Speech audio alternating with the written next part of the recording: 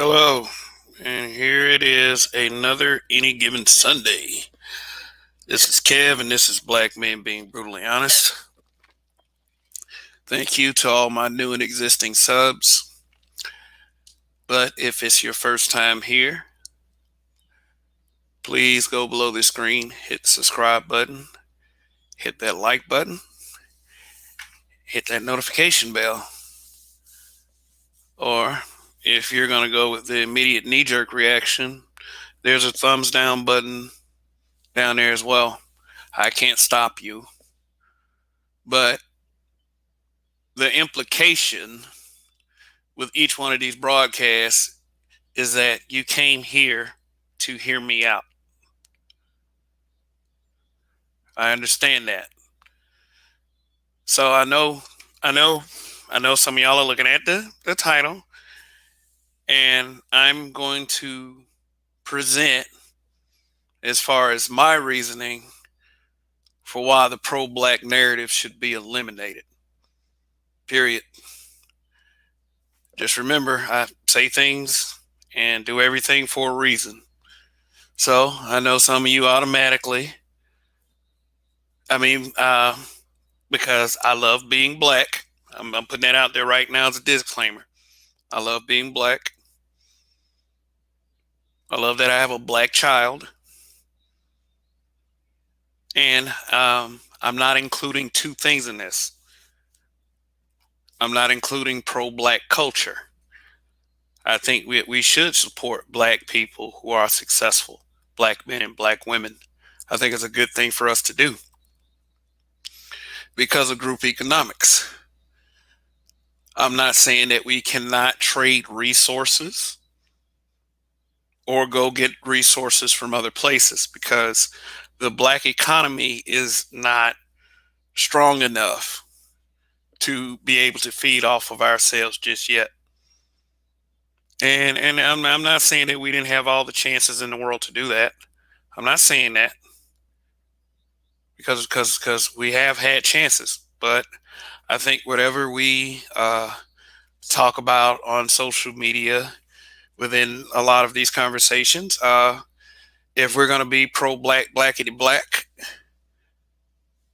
in our speak, but we don't reflect it in our actions, if we don't reflect it in how we carry ourselves on a day-to-day basis, if we're going to superficially say that we're pro-black in some things and anti-black in others, I think the whole fucking thing needs to be thrown out.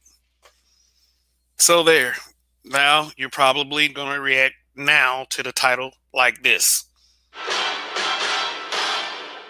What the fuck?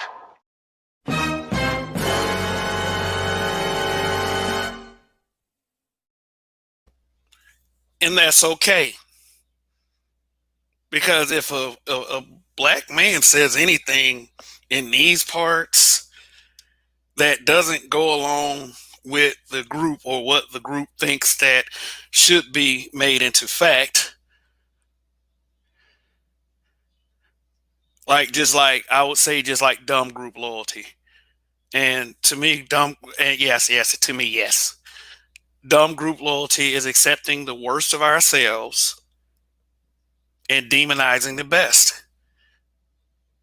Calling people educated lames and making excuses for the baby daddies that are allowed to exist, the Pookie types. And yes, there are some clean cut baby daddies out there. It's a fact that, like, people fuck. That's what happens.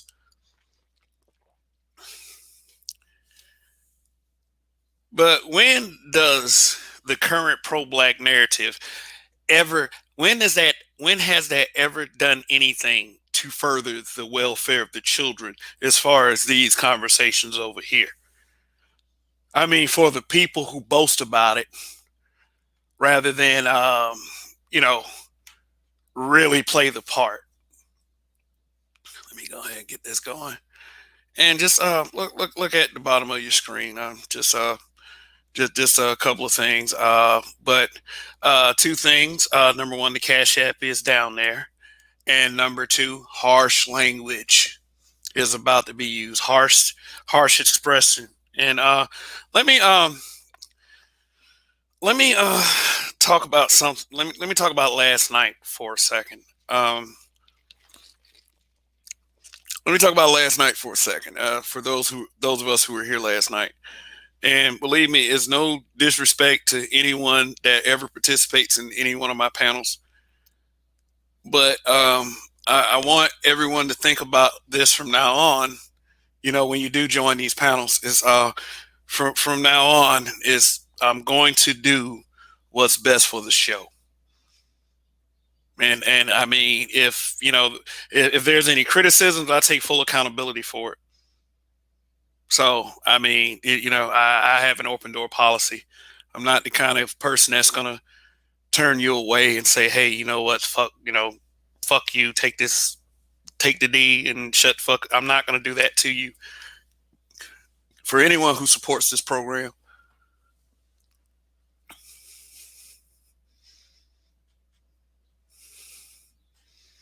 you know, there's got to be a bit of diplomacy, and it has to be dissenting opinions here. And last night, for a minute, became a shit show. I'll say that. I'm happy that people take their time to come up here. I'm happy about that. But it's like, I don't want to give the impression that, I don't want to, and let's be straight up with it. I don't want to give the impression that women are going to be attacked every time they come here. So I'm not going to say anything else about it. I'm just going to say, keep in mind that I'm going to do what's best for the show itself, the audience, the presentation, because I owe that to you guys for tuning in. I owe that to the habitual line steppers. Long live the habitual line steppers.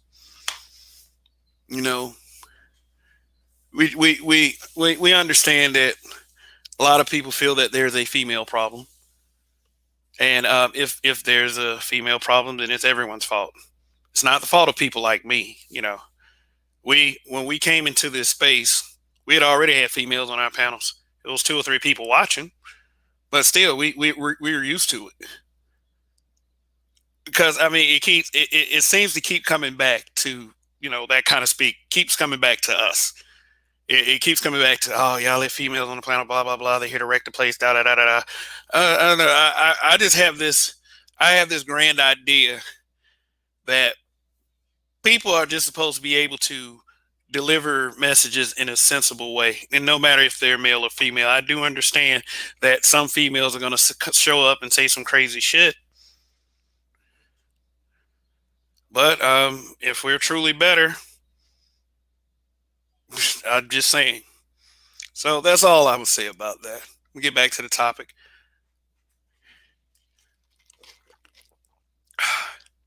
Until we are pro common sense, until we do things that are more pro common sense, I think that we should scrap the pro black narrative. And again, I'm going to say things repeatedly because I know that as a people, we have that knee jerk reaction. I'm not talking about pro black culture. I'm not talking about eliminating pro black culture. I think we need to work on obtaining a better culture. I do think that we need to expand upon that, but I'm not talking about eliminating that. I'm also not talking about eliminating black business. The one very tiny chance that we have for generational wealth and group economics. So we're not really setting up a pro-black environment, not about all the shit that we're talking. I said is I've said several times it's a flawed narrative because all it so don't I'm not talking about race and white people and cops killing blacks and anything that when I say that it creates a state of mental victimhood perpetually. Like the colorism narrative, when literally everyone a colorist, and just to call it colorism makes it absurd. Because when I don't know the way y'all grew up, but the way I grew up, A black person was a darker skinned person. The usual archetype. I'm not saying that light skinned people aren't included. I'm not saying that. You know, as I got older, I realized there was all shades of melanin. Some people have preferences. You know, I don't really care if you are a person that likes lighter skinned blacks or darker skinned blacks. You are attracted to what you are attracted to because you got a lot of sisters running around here talking about white dudes. White dudes this, white dudes that. And according to the current pro-blackism, they can do it. They can get away with it. They can uplift white men in front of you. Now, I'm going to go ahead and say this. I don't want black men uplifting white women around me. Not. Wait a minute. Hold on. Not condemning, not using white women to condemn black women. Not letting white women condemn black women around them. That's not cool. Believe me. So let's put that out there. I don't think that black men should bring white women into a space to knock the sisters. I mean, feel how you want to feel about that. I don't like to hear shit like, but they do it. Because I don't want the sisters. I don't say I can't say I don't want the sisters because that's me making a requirement of them when I know they're not going to meet that requirement. All I can say is I would like for the sisters to not let white men into the space, to knock black men. Because I mean, for real, what if a sister let a white? I mean, well, no, I'm saying it wrong. What if a brother? What if I let a white woman on this platform to just shit on black women, to just shit on the sisters, to just berate the sisters, just say, "Hey, fuck y'all, fuck these melanated queens," you know? What have I done that? I would, number one, and justifiably so, I think I would lose a lot of subscribers. Hell, I don't know. I might gain some subscribers. I don't, you know, this drama doctrine that everyone goes with.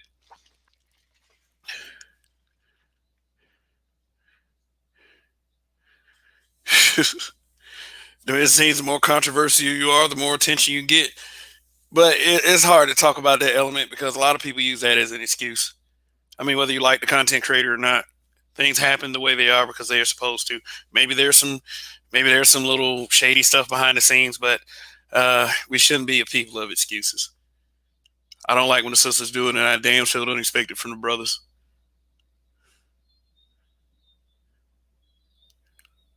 But in pro-blackism, there's a lot of excuses. It's because you're black that you should ignore the fucked up things that go on around us. Because you know, if you say community, then people start to become resistant and push back and all that other stuff.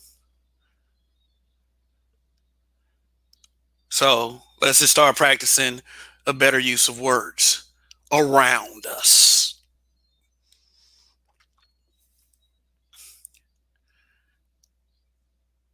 If I want to ignore the negative things that happen around me, some people have the idea that's pro-black. Excuse me. Instead of uplifting things because it's the right thing to do that are positive, that are black, like black accomplishment of all kinds, you only uplift black accomplishment when a conversation is being had about the negative things. And then people start like making posts like, these are the things that they don't want you to see. Instead of fighting for tangibles. They tell you you're crazy for wanting something tangible for the black community. That's true pro-blackness right there. I wouldn't even be talking about true pro blackness, but pro black is such a skewed thing that it has to be thrown away, start over, make it into something else. The reason why I say don't get rid of black culture, because black culture is so potent that it isn't even black culture. It's the culture that shapes everything. Everyone rips off of us. Everyone rips off of us. Everything cool about black people is ripped off and integrated into other cultures. So there's no way you'll ever get rid of black culture because everyone rips it off because it is the coolest fucking thing ever. Even the way we play sports, they study that.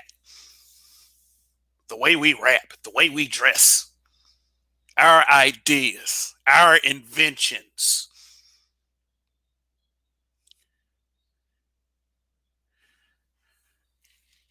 So there's no way to get rid of black culture. It's so interwoven and integrated into everything that we do as a as a people around us that it will be impossible to get rid of black culture.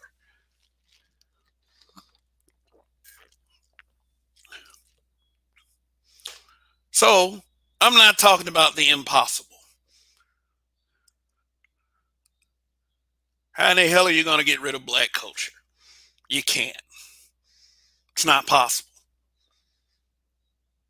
I don't even know how you debate something like that. I'm not talking about pro black business anyway. The very small chance that I said for group economics and generational wealth. The problem is, and I kind of can't blame black business owners for doing this, trying to make a product that tailors to everyone and not just blacks.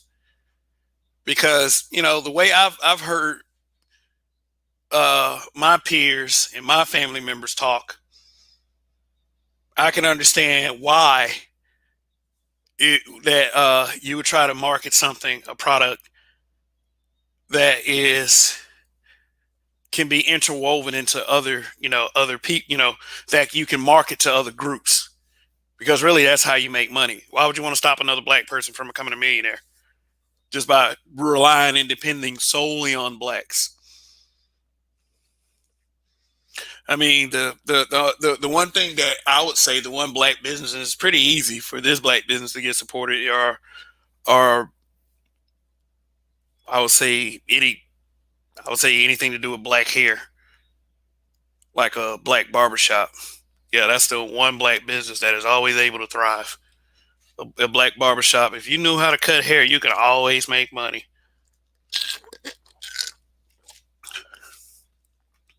But as far as grocery stores, I mean, unless it's got big money behind it, no. Gas stations, I hear some gas stations in certain places, but then like a couple of girls just got bust. They were gas station owners. I might look this story up. And then they just got busted for drug trafficking. I say girls, but I mean, I didn't want to just come out and say black women. They were black women, but you know what I'm saying. That's not important. It's the important thing is there were people doing illegal things and they got caught for it. But I want to be able to confirm that story. So don't quote me on it just yet. There's a lot of knuckleheads that are able to start business or able to start things in the quote unquote community. I remember years ago in Montgomery, there was a man named Leon Carmichael. Leon Carmichael opened the Carmichael Center, and it was a great place for young boys to go. But they busted him for drug trafficking, so they had to shut the center down. And it was really good for the community because a lot of us we want it all. We don't know how to keep our nose clean when we do stuff like that because we know they always gunning for us. We know they are. I'm about to look at chat in a little bit. And a black man, you got to be extra clean.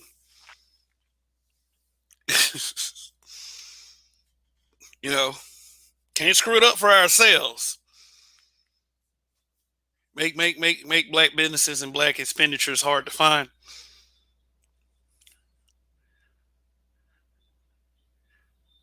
But the narrative, what is the narrative in 2021 doing right now? Except for splitting us up more, putting up bullshit requirements.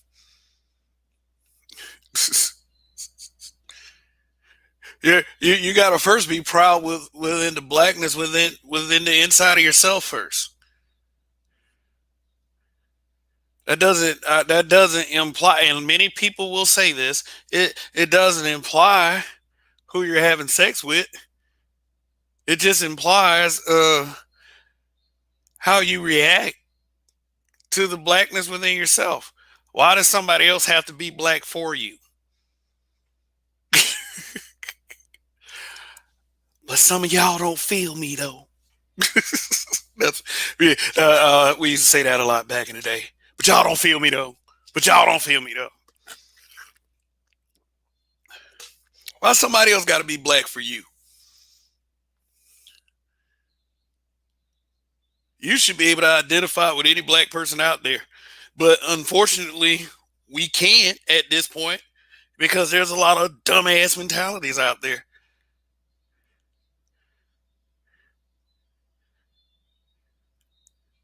It was sad.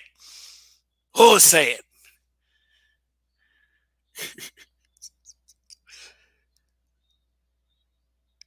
Well, a lot of people think doing what's best for black people is voting.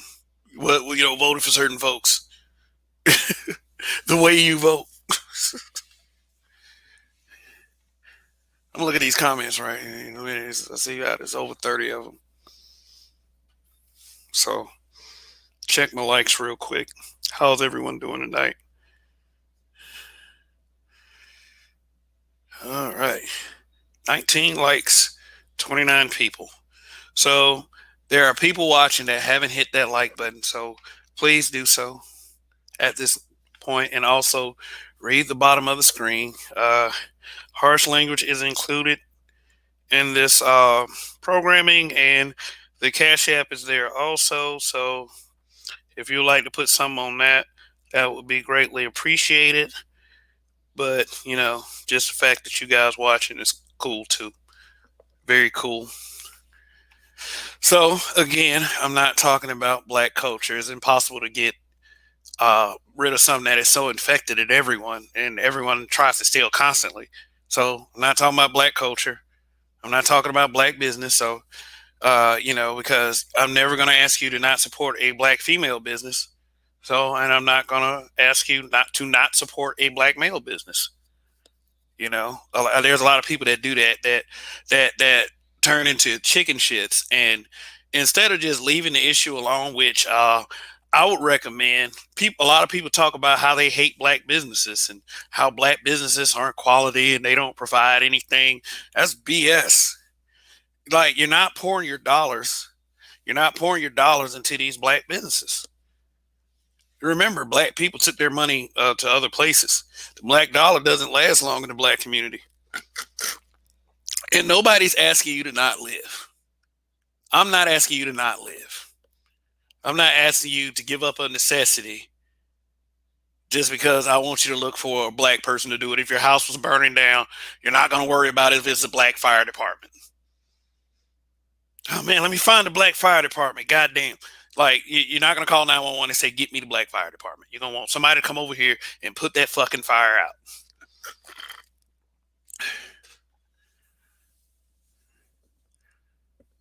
Shoot, if you own a car with gas, I'm not asking you to drive across town to go to the black-owned gas station if there is a black-owned gas station and you run out of gas before you get there.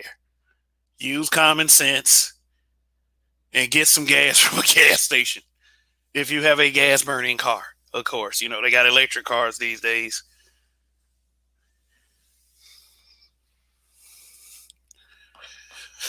I don't know. It has to be, and I do understand with the whole black business thing, it has to be a way made for those black businesses, to be accessible to a large number of us. And yes, they have to do the same thing that the other businesses do. They have to produce a quality product. I would never tell you to take a shitty product from anyone. Not even us, not even blacks. Because that's the problem. We take a lot of shitty products anyway. and you can listen to and take that how you want to take it.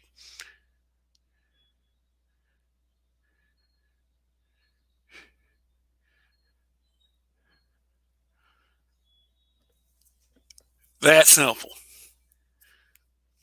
So, what are you in the chat? What do you think about what I'm saying so far? Because I haven't really discussed what part of pro black should be eliminated. And this is not necessarily to take shots at anyone. Everything I'm saying right now, I'm just trying to get you to think. If you're calling yourself one of these pro black enclaves or groups and you're always beefing and fighting with motherfuckers, can you call yourself pro black? For real? Are you a champion of change? Or do you want what's best for the community, for the culture? Do you? Or do you get mad every time women are looked at in a very bad way when they twerk inside a black business instead of respecting themselves for the culture?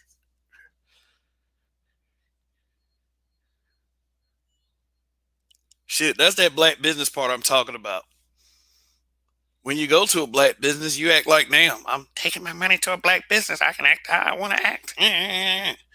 Fail me. Shit, they better be glad I'm here anyway. That's how those women acted that day inside Kitchen and Cocktails in Texas, in Kevin Kelly's establishment.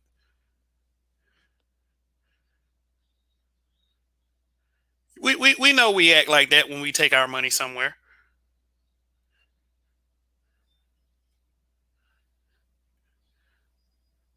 You know, how we act as customers versus how we act as business owners. I'm not saying that black businesses are in the clear either. I'm not saying that. Because for those of you who have been here, I already said that they have to produce a quality product like everyone else. But I did make this point with a family member. Remember when I said that family members usually are the ones that saying the worst shit about black businesses? My this family member in particular was saying that black businesses were very quality.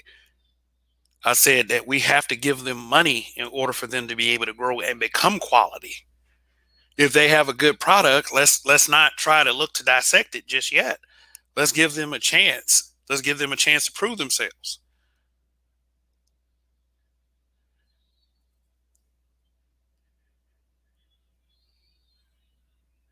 That's all I'm saying. Give them a fair shot. Like, because when you go into another business, if they do badly, it's like it ain't like you're saying that, oh, I'm not gonna go into any more Asian businesses. These Asian businesses, blah blah blah. Yeah.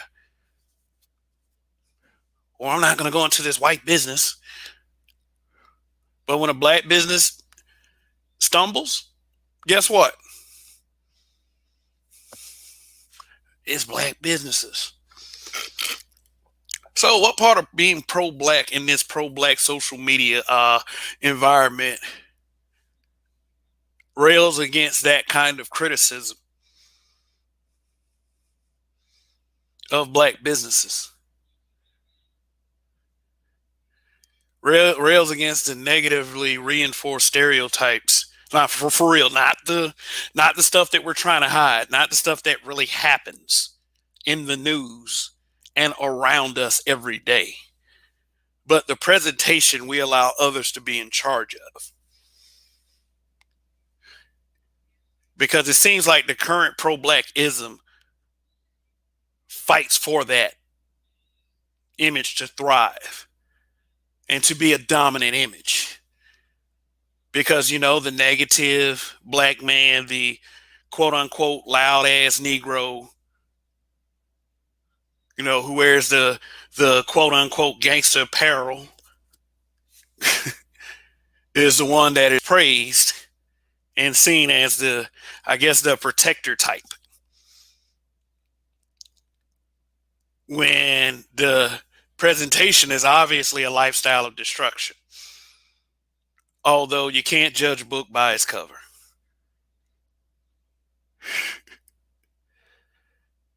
just like it. You know, fellas may not want to hear this, but I gotta say it. A lot of us guys are simps.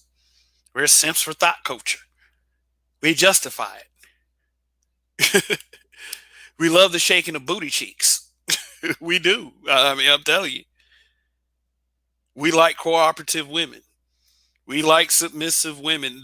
And a lot of y'all, you know, with the submission part, you're it is like, I get it, but not everyone does. Yeah, you have to be super clear about that. And it can't be for nothing. I would say that. I would say that. But you know, we go for the type that, you know, and a lot of us are guilty of it. Some in our past, some in our present. That we go for the really sexually aggressive type of women, which is not a bad thing if she's not sleeping with everything or she doesn't present herself in such a way. I mean, of course, she would probably have to be a girlfriend or, you know, some a friend, or, you know, if you know, if you want to go the route of marriage, not if she's a thought type. But yeah, we give a lot of attention to that. OnlyFans is evidence of that shit.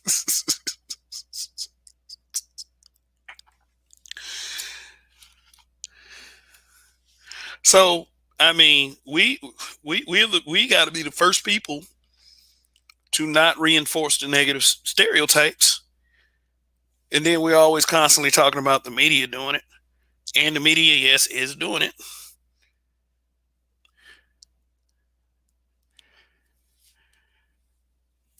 Think about it. How many positive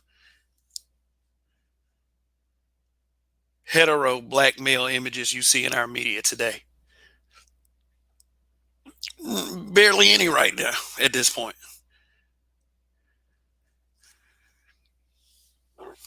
I don't rely on the media anyway, but it's just our acceptance of it. This current 2021 pro black narrative is not in defense of the 2021 black man. It's not. So why should any black man sign up with it?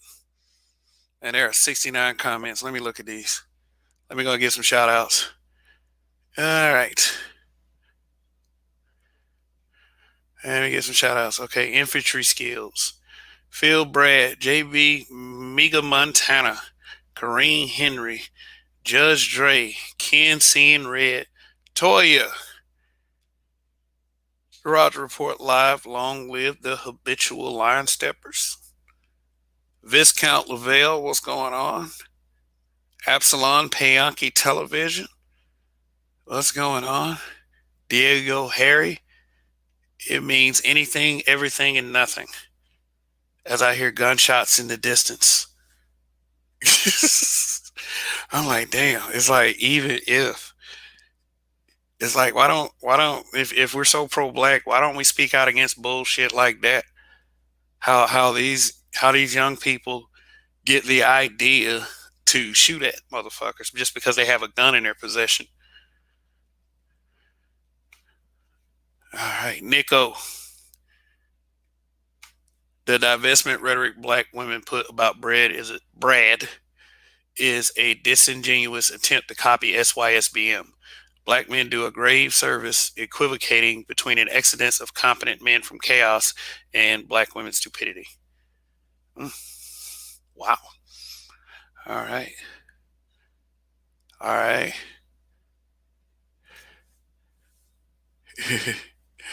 Peter Frank, I sense the simping. Why do BGS protege eventually start simping? Uh, what? The guy with the two first names. Hey, let me put this up here. And you know, I'm not gonna get mad and time you out or anything like that. Just like I say, I like dissenting opinions. You sense the simping. So if you are still here, why don't you elaborate on that? I would love to give you that chance. So and a BGS protege. Huh? Really? A protege? Uh, I don't know. Proteges. That's a label for younger folks. I feel like my mentality is pretty set. So, I mean, I understand that he's a very influential figure in these spaces, and that's to be respected. But BGS respects me as a grown man, so just kind of mince your words a little bit.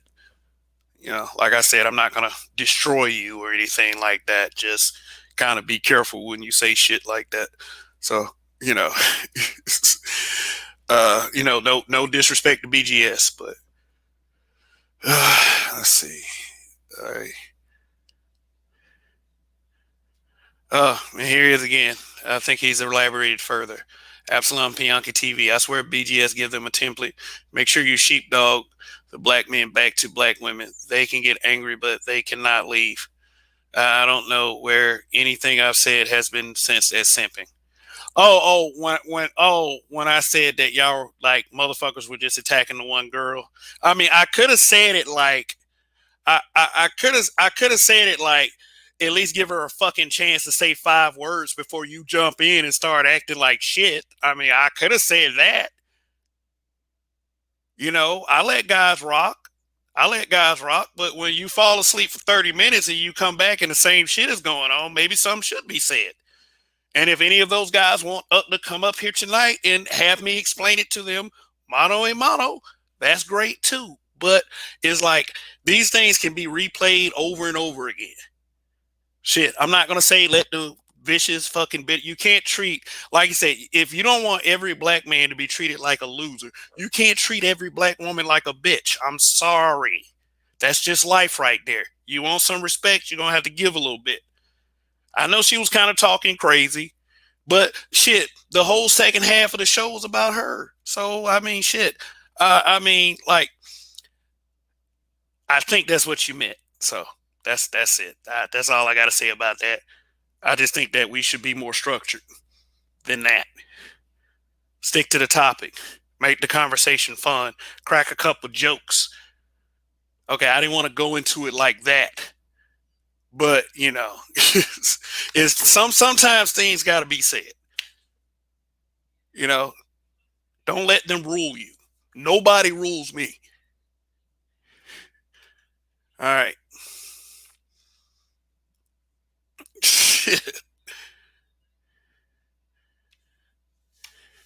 Black men need to stop refusing. Yeah, I was getting to that. Black men need to stop referring to matriarchal rhetoric nonsense as pro-black. Black men have the universal reputation to be irresolute and yielding to other narratives. LOL. Yeah, I'm not yielding to anything. I'm not yielding to anything. Y'all. Some of you are getting the wrong idea. Okay. So. Okay. All right. Black men need to stop referring to matriarchal rhetoric. It's not really pro-black. It's actually feminism. I think I said that in a couple videos already because we have the shortest term memories ever. I've already said that. It's feminism. I said it in that video I did a couple weeks ago. I'll put the link in the description. I just got to remember to do it. But I was literally telling pro-blacks to shut the fuck up. And that pro-black rhetoric means that you're anti-black man. And I think everybody heard me say, excuse me, that pro-black rhetoric seems to be anti-black man. I don't know. I guess that's what I get for not looking at the comments for the first 30 minutes.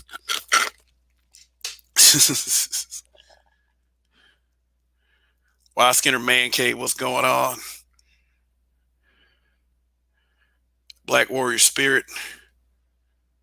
Like button touch Kings, Mr. Kev, Weekend Warrior already. Cali Bay checking in. Raven Knight, that triggers me.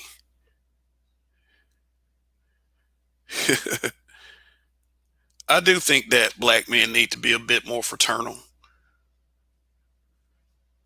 I really do. I really think black men be more fraternal. That doesn't mean blind loyalty. Blind loyalty is their problem, remember? Like I said, you can't say because that's what they do. That like I'm trying to get people to understand and realize that's what they do. You can't you can't complain about something and then turn around and do the same thing like it's a little tit for tat. Like, because really, do you want to be like a proclaimed enemy? The fact that they are a proclaimed enemy is something that you don't like already. I don't feel like all the women are my enemy. I can't treat a group of all like imagine if I let every black man in just because they were a black man. My first thing is to give you basic human respect until you prove otherwise. But it's not my function to agree with all of you. You don't agree with me 100%.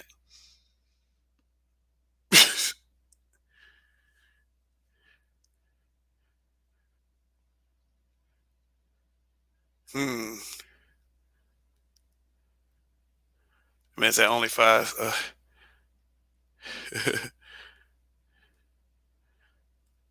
Let's see. Mr. Absalom Pianki says, shame when you care. Check your comments, sir. LMAO. I don't know, man. I don't know. I try to concentrate on the rant. Nico, black men being brutally honest, respect, Kev. I was just saying, in general, we as black men have allowed the term pro-black to refer to that feminism crap. Not a shot at you, my friend. Salute. Okay. Okay. I mean, I get it. I get it. Yeah. We think pro-black, and we think uplifting the opposite gender is pro-black. I did say that we tend to defend the worst of ourselves and think that doing that kind of capping and caping in front of other groups, you know, putting in a dog and pony show, putting up a dog and pony show is going to solve the problem instead of the real answer to to solve, to come up with some real answers. Like, first off, teach your children to appreciate their natural selves and not to cave into pressure of other people that do not want to see them succeed. If someone I'm trying to teach my daughter, if somebody makes fun of you, they're just trying to get under your skin. And, although she doesn't know what under your skin exactly means yet, but I try to give her little concepts without being mean about it. But, just trying to prepare her for the mean kids. I do think that will help her in life eventually, dealing with people in general in a more common sense fashion. Because usually when people try to bring you down for, reasons unbeknownst to you as a person, is that because they got an issue going on with themselves. And, also to try to teach a little empathy as long as they don't lay their hands on her. That knowing that, sometimes people are in horrible situations, and that's what's making them act like the way they act. So it's a mean world. I know she would have to learn like I did, but I only want her to have the mentality that's only going to help her in the long run, and to not make dumbass decisions at the age of 15 or something like that. I mean, if you know where I'm going with that one. I mean, I worry very much so as a father because of the mentalities that are presented out here in present day that make so many horrible things okay. So I have to really manage that with her. Make sure that this horrible world doesn't try to harm her. Just within my control. Within my control. Well, I say the children is because a lot of adults are just, I don't know what's wrong with us. A lot of us won't be able to, you won't be able to reach a lot of adults. A lot of adult women, a lot of adult men, you won't be able to reach them. It was just like I was saying like a couple of weeks ago. Save the cooperative. I think I still got that banner. Let me see if I still got that banner so I can display it. Boom, there it is. Save the cooperative. Save the cooperative. Think of pro-black. And Nico, think of pro-black as like putting it in quotes. We They call it pro-black. It's really feminism. And really, the person that straightened me out, let me give him his credit a couple weeks ago on that, is Roger. He was like, I really wish people would stop calling it pro-black. It's just feminism. And in the past, I've compared feminism to used toilet paper. So whatever your mental picture is on that. So think of the pro-black as saving the uncooperative, or just letting them tag along no matter how destructive they are.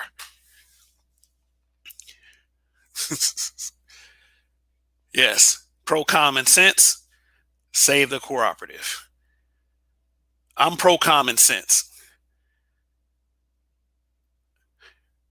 What's best may not fit into the skewed definition of pro black as it applies in 2021. If you go with that pro black, you're not truly pro black. All pro black is a virtue signal. It's virtue signaling. I saw your comment, Toya. Say that you just Googled virtue signaling. All it is virtue signaling. It's saying, oh, we got to support black. We got to be black at it, you know. But then, in other breaths,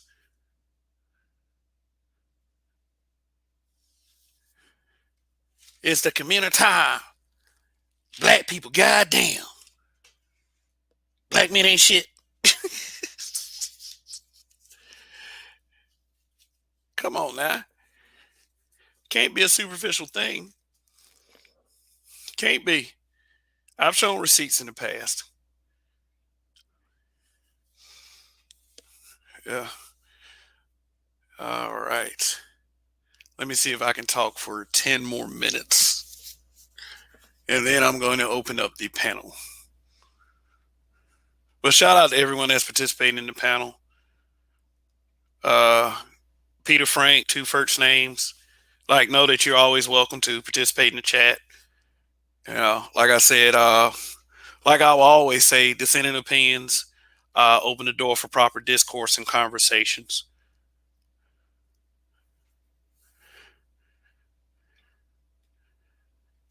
Cynical optimist. I had this young woman ask if I was pro-black, and I told her I'm pro-black excellence, meaning I'm for the creation of a better culture. Oh, that's a hell of a way of putting it. Seriously. Yeah, that sounds very good. Sounds very genuine. Sounds genuinely profound. I had this young woman ask if I was pro-black, and I told her I'm pro-black excellence, meaning I'm for the creation of a better culture. Me too. Me too. All right. All right, I see you in your profile picture, you know, looking good. You know, yeah, Toya. Yeah, and by the way, Toya, you feel free to post your link in the chat. Yeah, help her grow. You know, I know for some of you she's female, but you know, Toya's cool people. Toya's cool people. She embraces this environment. So, you know, go ahead and like help her channel grow. I would never, you know, I would never say that Toya 100 switching it up on us. Yeah. Females are not our enemy, but we got to be careful with certain individuals. Like I said, we can't attack every one of them. It's like the ones that have proven themselves to be shitty. Yeah, go at them. I mean, you go at them. In fact, I wish they would show up to be uncooperative. So you have a justifiable reason to have those kinds of reactions. I understand, man. I understand completely, though. I understand completely. Like a lot of these, a lot of the way these sisters talk about black men, I don't like. we could say shit like, if a black man talk like that, then the we would definitely look at it as a negative, and I'm not doubting that at all. I'm not condemning it. If a black man starts acting like a true bootlicker, yeah, he should be penalized.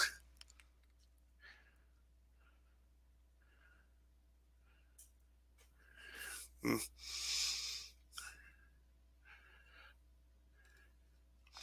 Nico, hey Kevin, I like that flip you did from pro black to pro black excellence. Hey, with all due respect, that was cynical optimist. I simply agreed.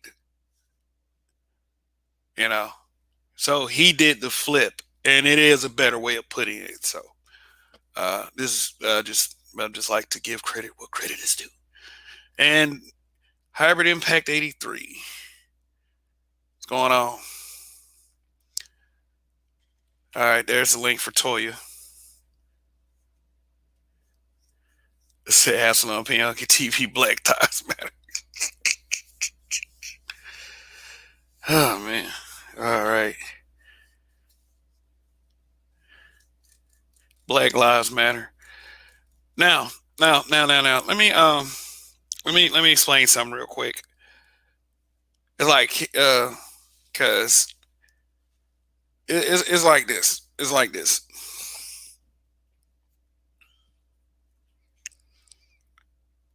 How could I say this? And the first word in the name is black. And I've explained this as well. It's an identifier. This is how we identify. It's an easy go-to. When you say a person is a black person, you know exactly what we're talking about, whether you disagree with the label or not. So I know there's some people that always try to be super smart and super technical. Black U2 fanatic. Yep. Hotep. Black is the absence of color. Black is a color in your crayon box. When everything is black, you can't see nothing. I was like, okay, guy. I know. Oh, boy. Adam Williams. All right. Ooh. Then I say B and BBH. The first letter in the acronym is black. Black men being brutally honest. You know what that means. And it's actually, yeah, pro blacks actually find that offensive. They do. It's not, and me saying that, the pro black narrative should be eliminated. It's not a personal gripe. It's not a personal gripe because pro blacks take offense to black men being brutally honest. I mean, but if they take swipes at me, I think I'm in a great position to take swipes at them too. Man, that group was I don't know. People felt like they were at war when they was in that Facebook group, and I'm happy they think that way. I'm so happy. I have to confess, it's the hardest I ever laughed. It's the hardest I ever laughed because a lot of people were dismissing a lot of the disrespect and co-signing with other disrespect. Okay, if you want to be all around good person, you're going to have to be that person across the board. You can't cherry pick. There's a lot of cherry picking going on.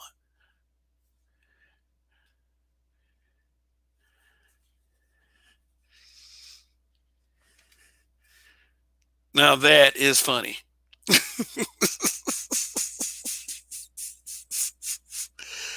Oh man. I always have such interesting people in these chats. Always, man. That's what a lot of people would call a blessing. Oh man, I was just saying. Um,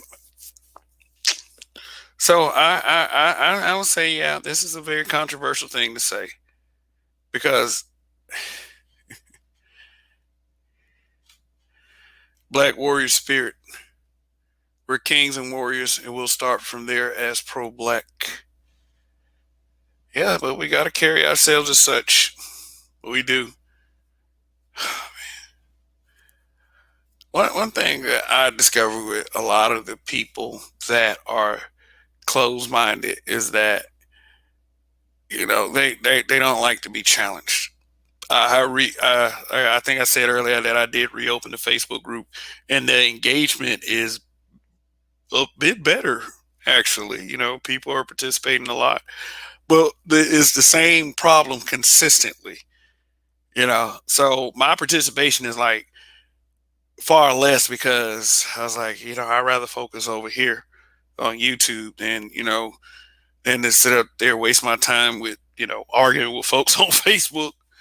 But it is nice to always get that point of view. It always is nice to get that point of view. But I find out is like people if people disagree with something and they're black, they don't like to be challenged. People black, we don't like to be challenged. And I don't know. I guess maybe it's because I am the group creator, and that's a lot of people. But I always get this one thing people always say: "Why are you just picking on me?" There's plenty of people saying plenty of stuff. Like they act like that. The post that we're on is every post in the group.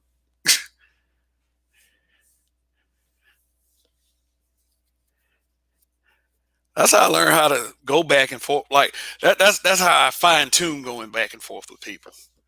A lot of people condemn that. They say, well, basically, you waste your time. You should be putting your time into something else. And usually, the people that say that honestly understand and realize that you are putting your time into something else. People just like to say shit and don't really think.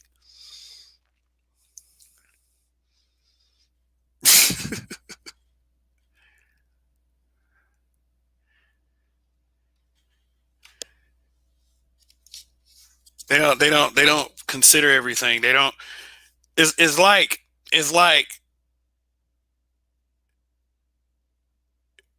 a restaurant customer running their server all over the place.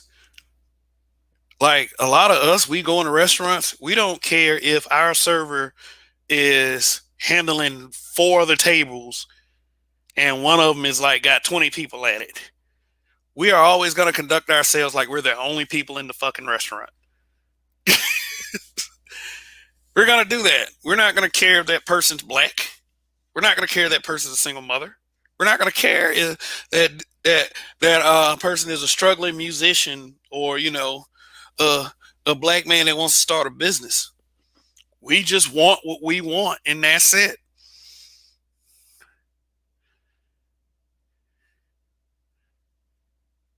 Man, he's like, and man, it's like High Big Impact 83 is talking about OnlyFans. I don't know. I don't know if OnlyFans is going away, like if they're going to do away with the porn or not. But all I say about that is YouTube used to be kind of a battleground for a minute, and then when they started getting corporate sponsorship, a lot of the riffraff got cut out. Hybrid Impact 83 says, "Did y'all hear that OnlyFans are gonna get rid of spicy porn? Yeah, that's supposed to say porn content because they seek to get larger and gain investment from major mainstream brands. A lot of influencers are in trouble." I mean, yeah, if that's your talent. I mean, if I will say this, I'm not any more happy about it today than I was 6 months ago. I mean, shit, I thought all of it was it was kind of messed up. But if they were getting paid like that, I have nothing against people finding hacks in the system to survive. I mean, as long as it keeps them out of someone else's, as long as it's not hurting anyone, I'll put it like that. I was finna say as long as it keeps them out of someone else's pocket, but you're literally in someone else's pocket when you have an OnlyFans account. But if there's truly the direction that OnlyFans is going in, then hey, you know what? Fine, you gotta find something else. What if YouTube decided to stop letting us do this? It'd be kind of the same thing, but it's their platform. But YouTube's not going to do that. They're making a lot of money off of us, or at least 30% of what we bring in. So, I mean, good luck with that. I mean, it's not my problem. It's not mine at all.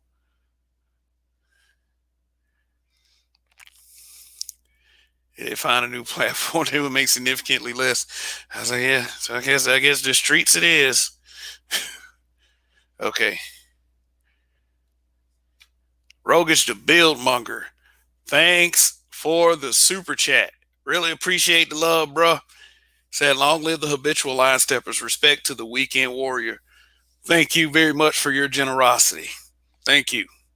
Thank you, man. And, Rogish the Build Monger is a friend of the channel. So, he often offers his input on, when I do open the panels up. So, yeah. So it's been 1 hour. It's been 1 hour since I started talking. So, I'm about to open up the panel and be back after this.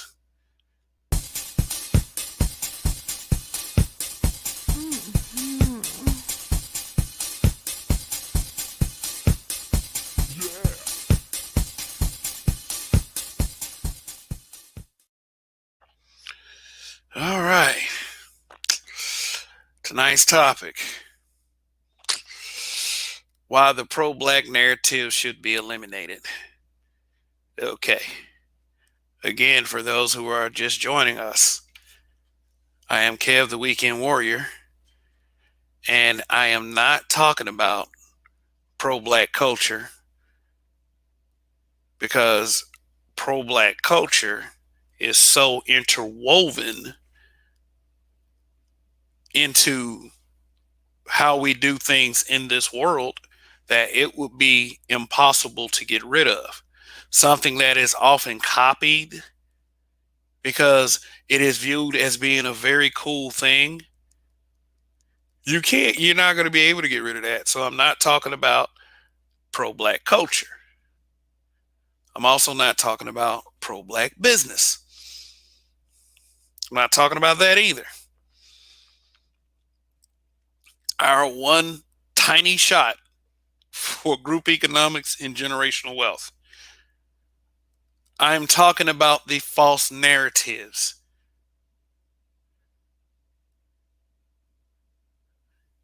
That are flawed because it only includes certain types. It's nothing but a dog and pony show to cover up for the negative.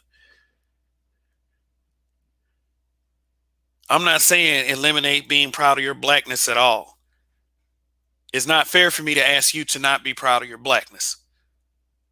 It's not fair at all.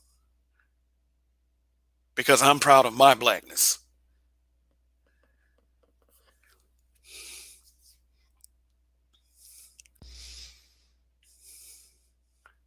But there has to be issues. There has to be the issues that are explained, talked about, and worked out in order to bring a trueness to when you use the words pro-black. And the Roger Report is up here. And Roger, I already said that what people call and gave you credit for it too. What people have a tendency to call pro-black these days is nothing but feminism. So I already said it. If that's what you were coming up here to say, I'm sure you have a great way of saying it that is absolutely, undoubtedly worth listening to. It is. Like, that's why your show is at the level it is. But I said it already, so haha.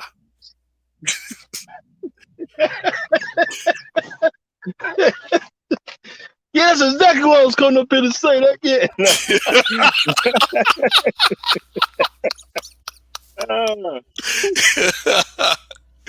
What's going on, man? Long live the habitual line steppers. Long live, my brother. Long live. Yeah, man. I mean, this yeah, black feminist culture, disguised in itself as pro-blackness. Like, yeah, we need to get off that crap. You know what I mean? Because it definitely ain't that. It definitely ain't that. To me, it's just another offshoot of white supremacy. I respect people that's pro-black. You know what I'm saying? Like, BG has been pro-black for years. Person that's in our space. I respect the pro-black. I respect Dr. Martin Luther King. Why? Because he put his life on his line for our people. I respect Malcolm X. Why? He put his life on the line for our people. There's a lot of people who make a lot of good pro-black moves, and I just feel like these feminists are just so disrespectful to actual pro-black. So that's why I can't stand them. You know what I'm saying? You disrespect them to the pro-black because you try to use the greatness of them so you can beg from different people to give you something that all you're gonna do is misuse and try to harm more black people with. Because those who are considered pro-black, and all these feminists that's considered pro-black, what are they doing to help black folks? I don't see it. I just don't. So I can't stand them folks for doing that.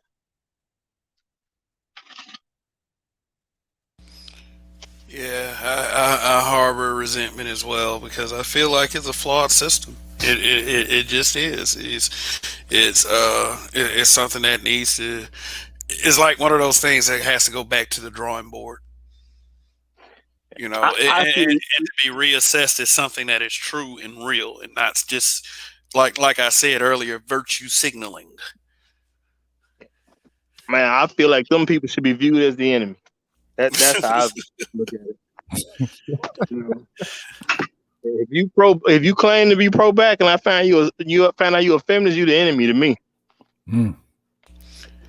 Yeah. So yeah. I mean, I and shout out to BGS. I understand his angle of pro-blackness. I understand that he explains it in a way that isn't dismissive. A lot of these pro-blacks do. Some will, like I put strong. Whenever I say pro-black, I put up quote fingers. To question its authenticity.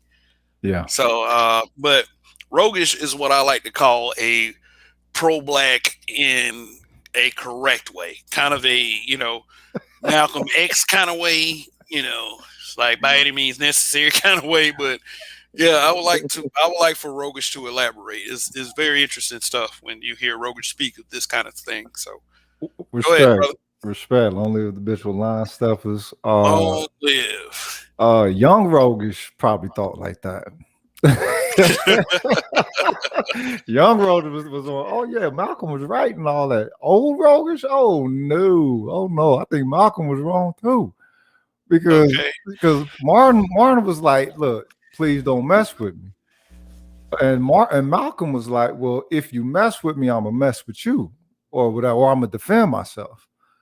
Well, my perspective is I want to eliminate your desire to even want to do harm. That's the whole thing. I want to touch that soul.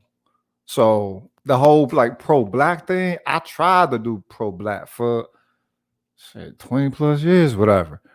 Now, I'm a black supremacist. That's a big difference. Now, I thought that's what I was encountering with all those pro-blacks I was encountering, but no, that wasn't the case. You know what I'm saying? You are a supremacist? Oh yeah. Oh yes. Roguish wanted them to be blackity black.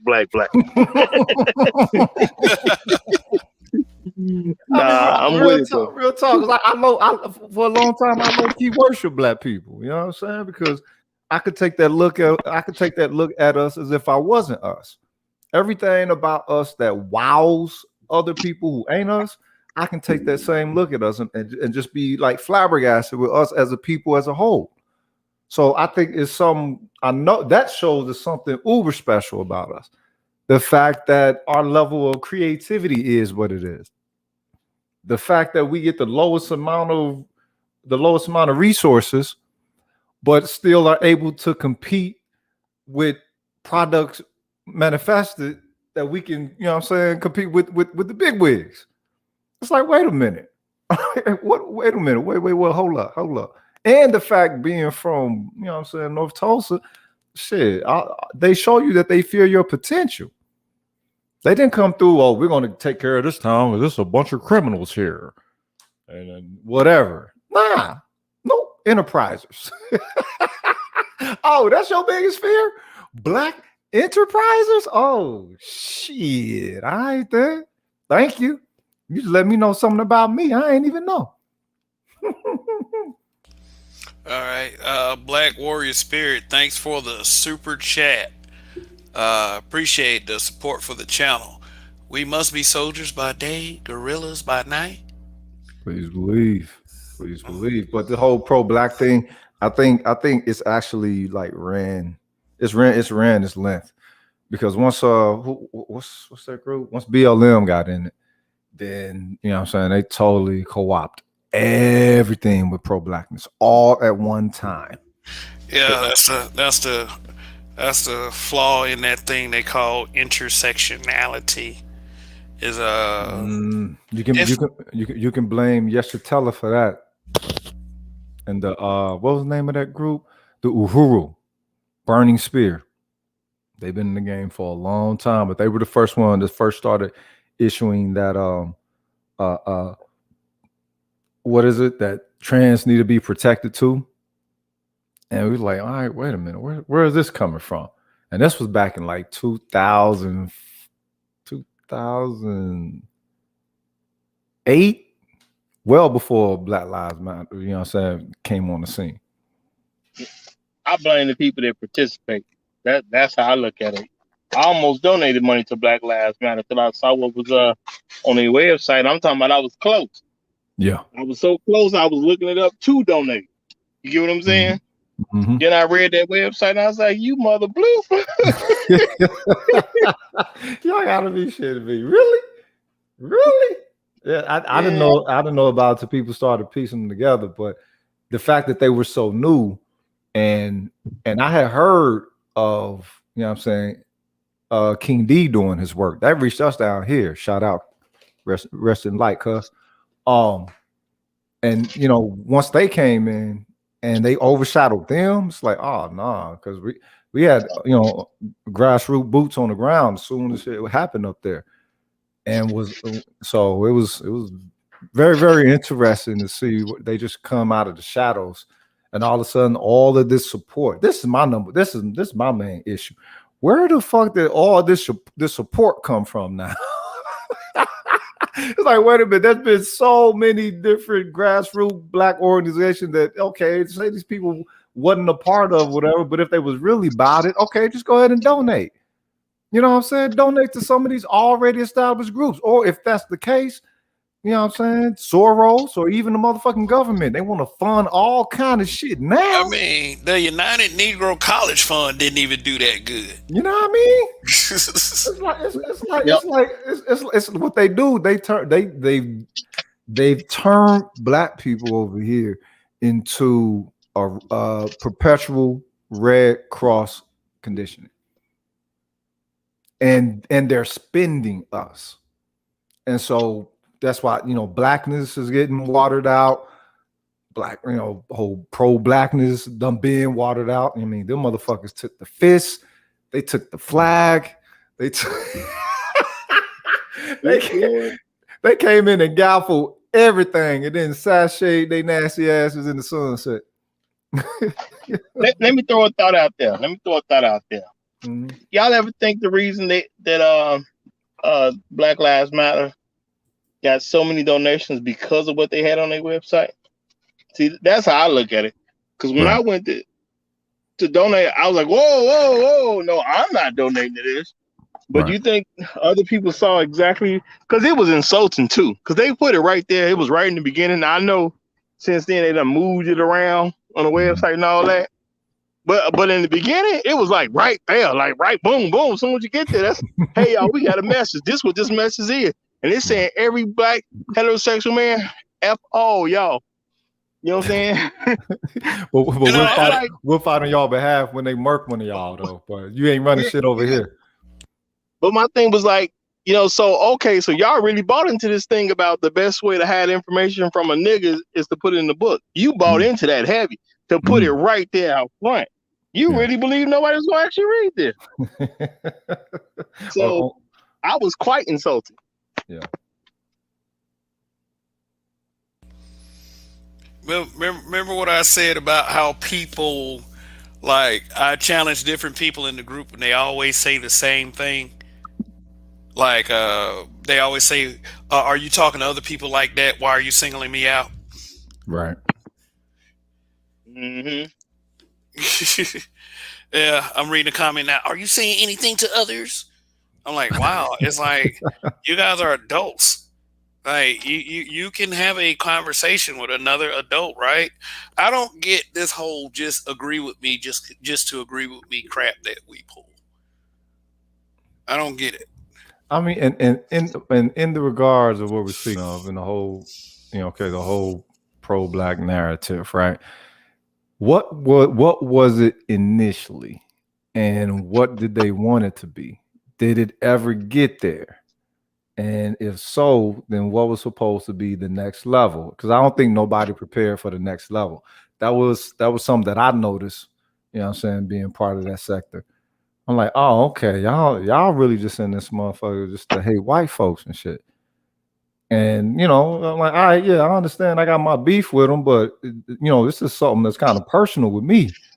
Man, they just say they hate white folks, man. They embrace all this shit.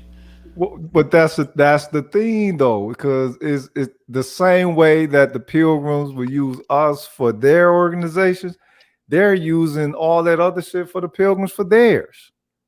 Because it's like, all right, wait a minute. You understand? Can you craft an idea where you're no longer having to fight? You know what I'm saying? Like, it's not all about hating white folks. It's primarily about building. That's what it's supposed to be about. But you know what I'm saying? It's very, very easy to put a pilgrim as the context of everything. I mean, I used to tell people all the time, like, look, pilgrims are a factor. They're not the focus. They're merely a factor. They're an influential factor, but they're not the focus. Or they're merely a facet. They're not the entirety of the jewel. You know what? I honestly believe that organization did exactly what it was supposed to do. Keep black men and women separated. I think that was their intention the entire time.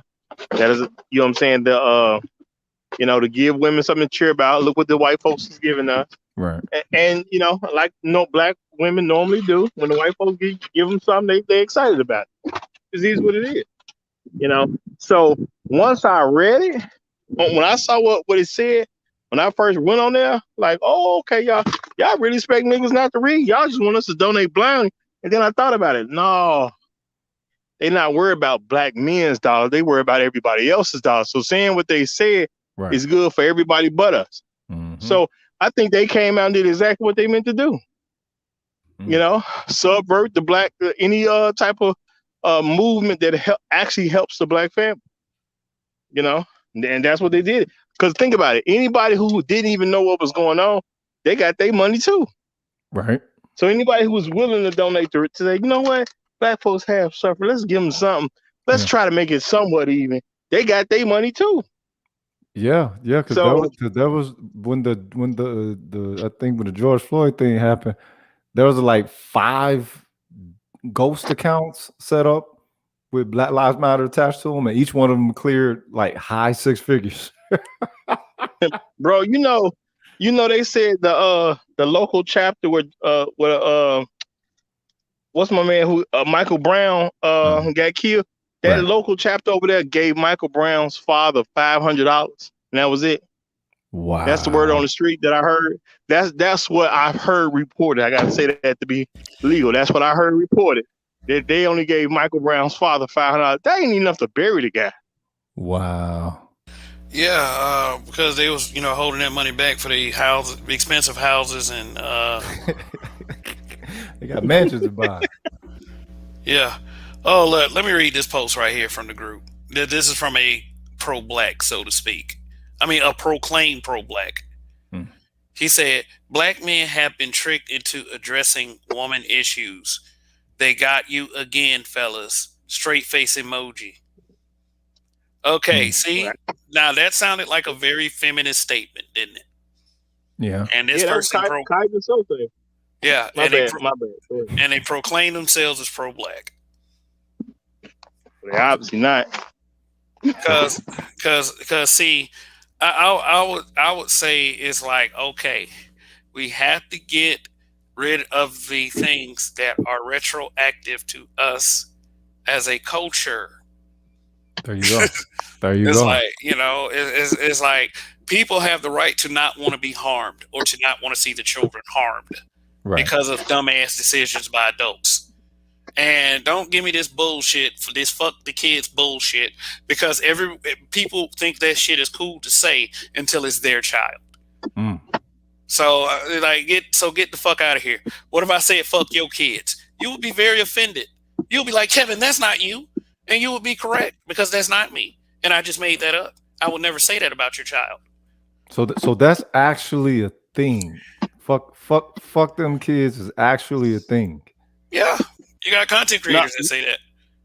You know what though? I think it's about the context you're using it. Because my thing is this: when it comes to you, because some of them mean it towards the facts of a bunch of women went out. Right? They became single mothers, and now they want the community to come back and fix everything for the single mother.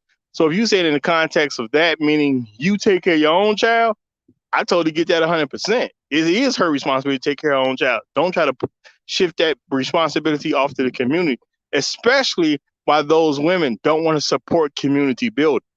Women want stuff for their kids, but don't want to support community building.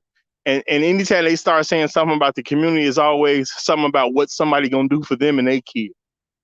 When you listen to women talk about community, they don't never want to do nothing for black men. They don't never want to do nothing to put black men in power. They you know what I'm saying? Anything that's saying black men are going to be in power so they can take care of their own families, they never, you know what I'm saying, from a general standpoint, they don't support it. Right. So, so if black men are saying F them kids, and they talking about it in the context of we not finna rescue these single mothers, I totally get that. And unfortunately, I think they're going to have to take that attitude. Because I would never. Because how is she going to... Oh, go ahead. No, I would never ever suggest that the average single man with no children undertake a responsibility that they did not cause, meaning that they got to go save someone else's kids. I'm never ever going to suggest that. Never. In fact, it's like one of those pro-black things to do, so to speak. And a lot of the problem with that is these pro-blacks are not going to go around saving single mothers. Now I can understand if they wouldn't do it. Boy, you gotta take in the ramifications, and that's what it is. You got to take in the ramifications of such conditions, not the conditioning, but the conditions. The condition is, more women than men, and the lifestyle that the women is participating of with brothers is a lifestyle that is creating children. Now, if we are talking in an aspect of the community thing, then how is it that in an aspect of not dating or dating non-single mothers becomes the the standard? Because if you're talking now, I can in the whole aspect of pro-black, that's what it's supposed to be. You're supposed to be a pro-family, pro-familial unit. That's why I was kind of surprised that when the whole when the conversation of speaking towards relationships came up as like flooding as it was. And it's like, damn, man, where were all these people in an aspect of when people were talking about doing stuff for the family, the black family, like we're Irritated Genie. I don't know if y'all familiar with him, but he was pushing the black family real hard. We're talking as far back as 2007, maybe even 2005, the way that he was going on to it. And it was the black family, right? No type of love whatsoever. But in that regards, you got to kind of see that as, what's the word? You got to you can't see that as just basic. You know what I'm saying? Because it's extreme conditions.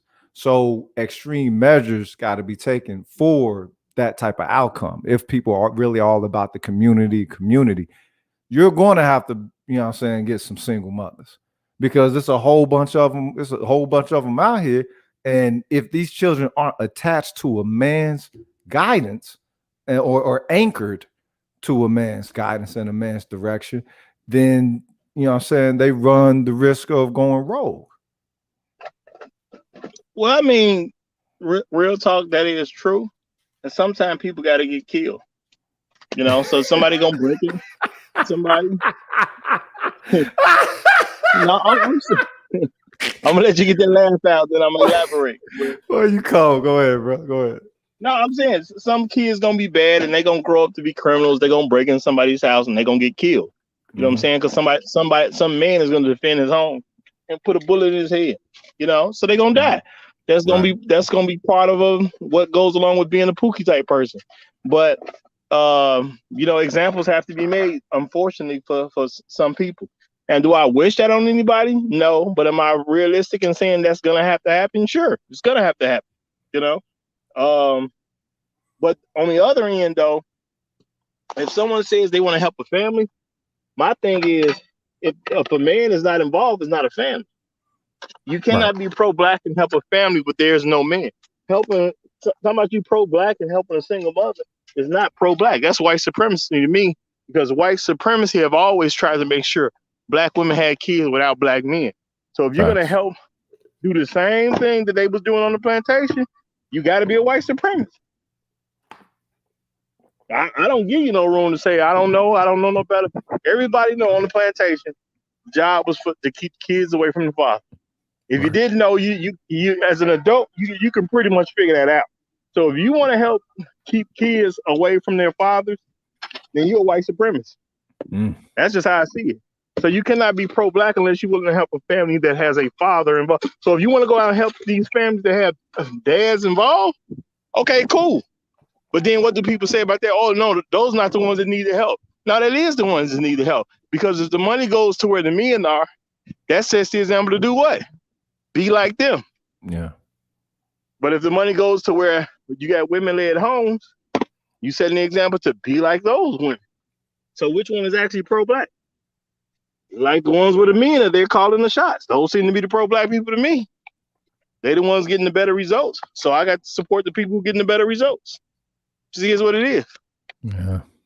I think when it comes to the pro-black thing, it just sound good. Some of it is supposed to be an expectancy, but nah.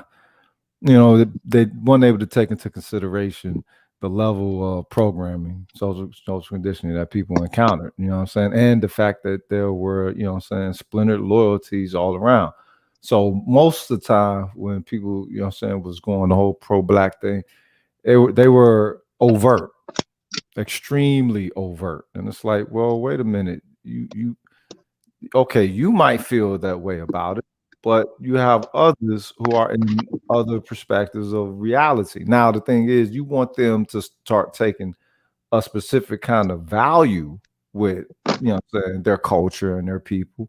Cool, but you can't go at them Hebrew Israelite style, yell them on the corner for not getting it, you know.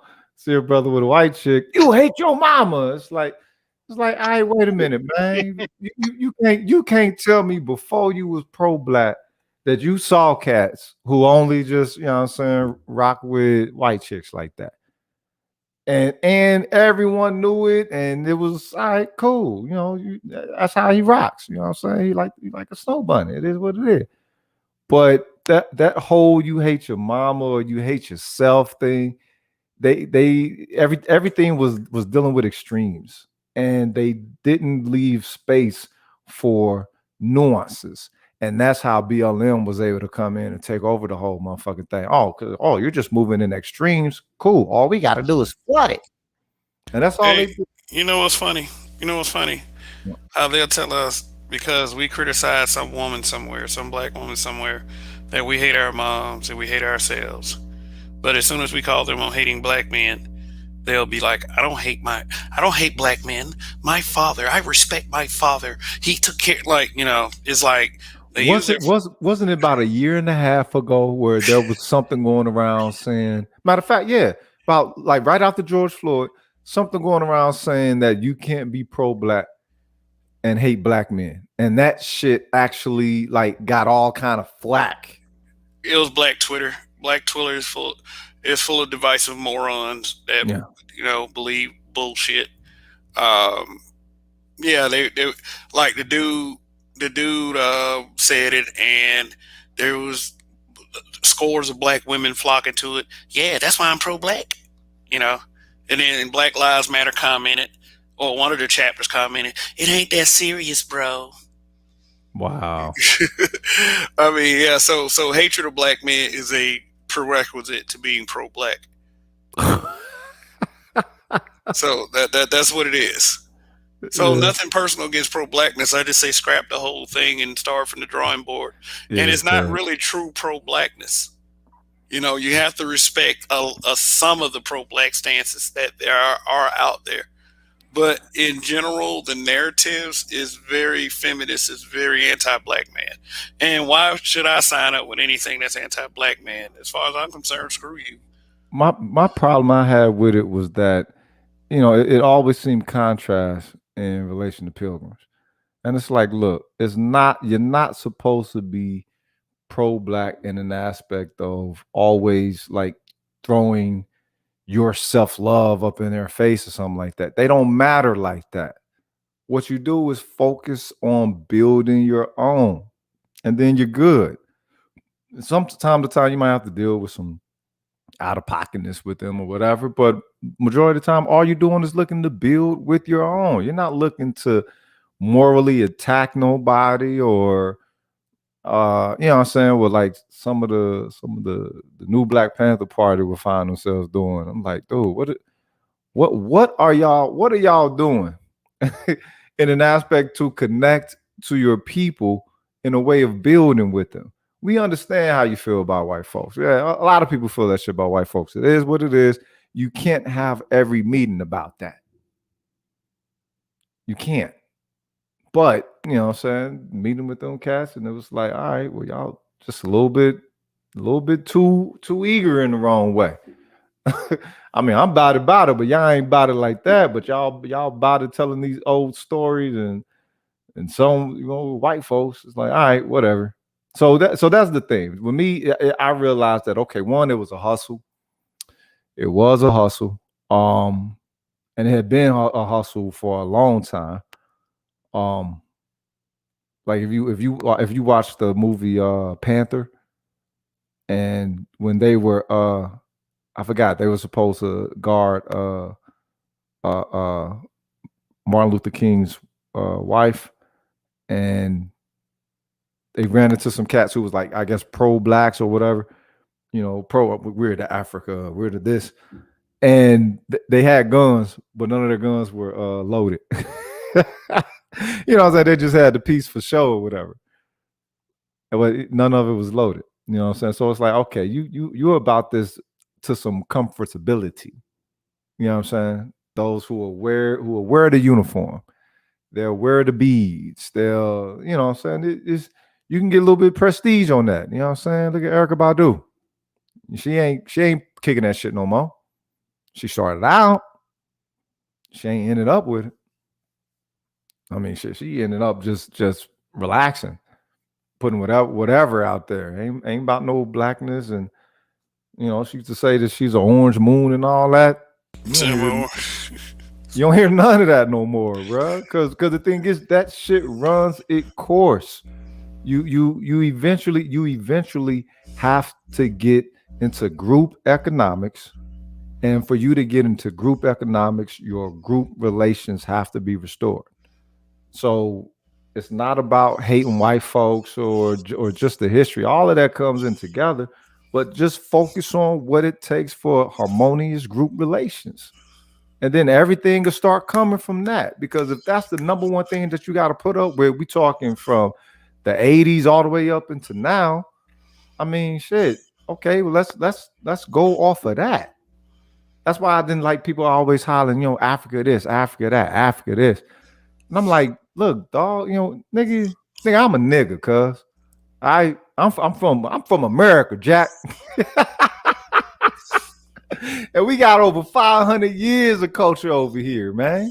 That when it comes to pro-blackness, it could be called pro-black all you want. I think it's pro-African or pro what they think is African, because Africans come over here and only really fuck with that sector of black society like that.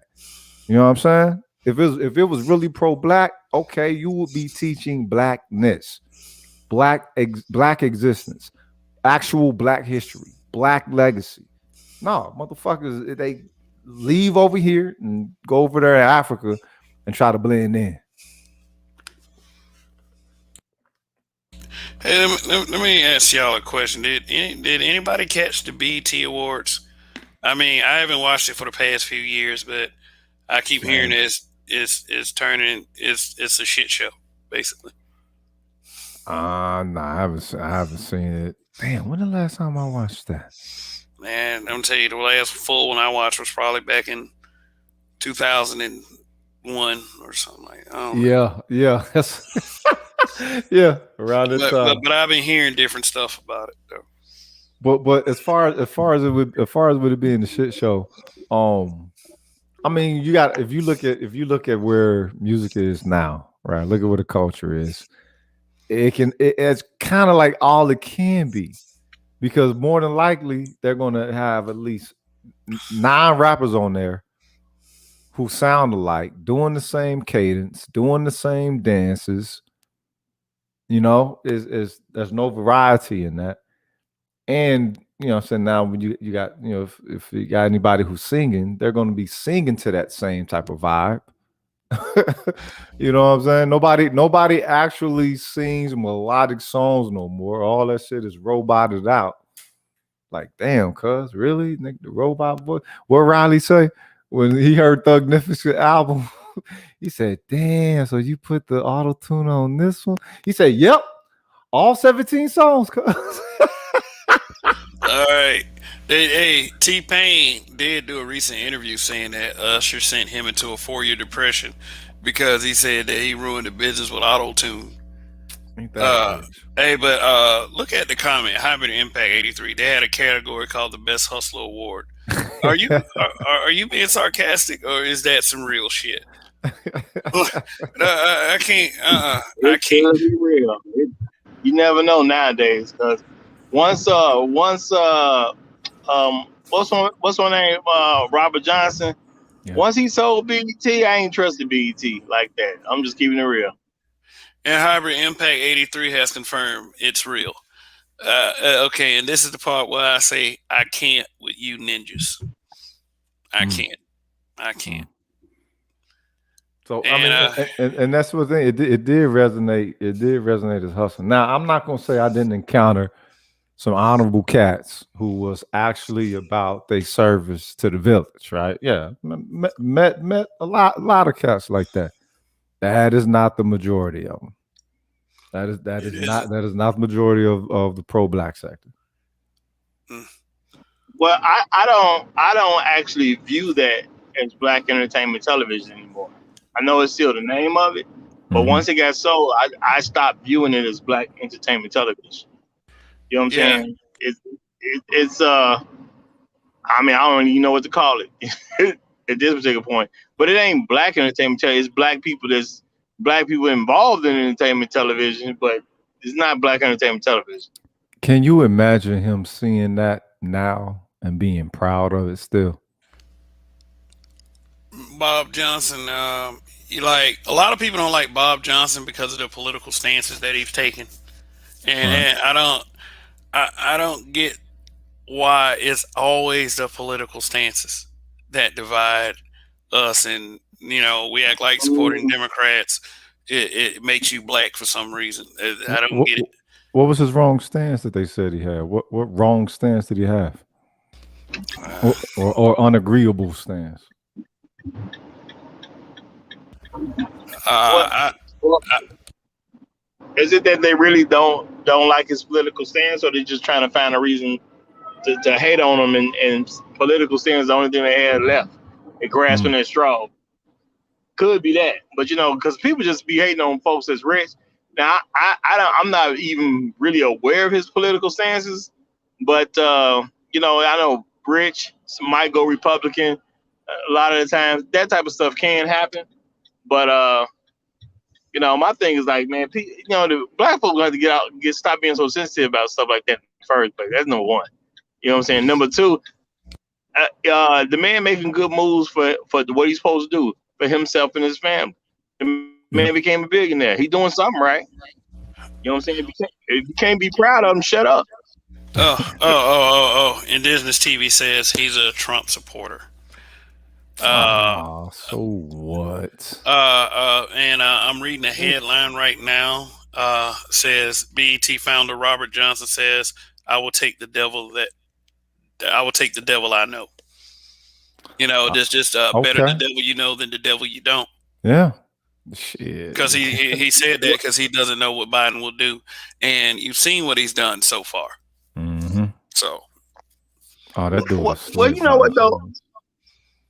Well, my thing is this. All right, so Biden, the 46th president, right? Yeah, Biden be 46, right? Okay, yes. So we pretty much done had at least 45 people that you can say was racist presidents. So I don't get this whole like what's so bad about Trump? People say he a racist. I can definitely paint a picture of Biden being a racist. So you know what I'm saying? My thing is, what's the big difference? Why does it bother particular people so much on which races you get? To me, as a black person, I don't even consider racism as a reason to make a political choice. I've told this to white folks and constantly, but he's racist, right? Which one wasn't? I don't even take that. That come with the presidency. Racism comes with the president. Right. My thing is, who's gonna do the best for what you think should be done? Hey, well, a lot of the reasoning they put up is that he made fun of a handicapped person. He was very sexist, made sexist comments toward commentators such as Megyn Kelly. He's racist.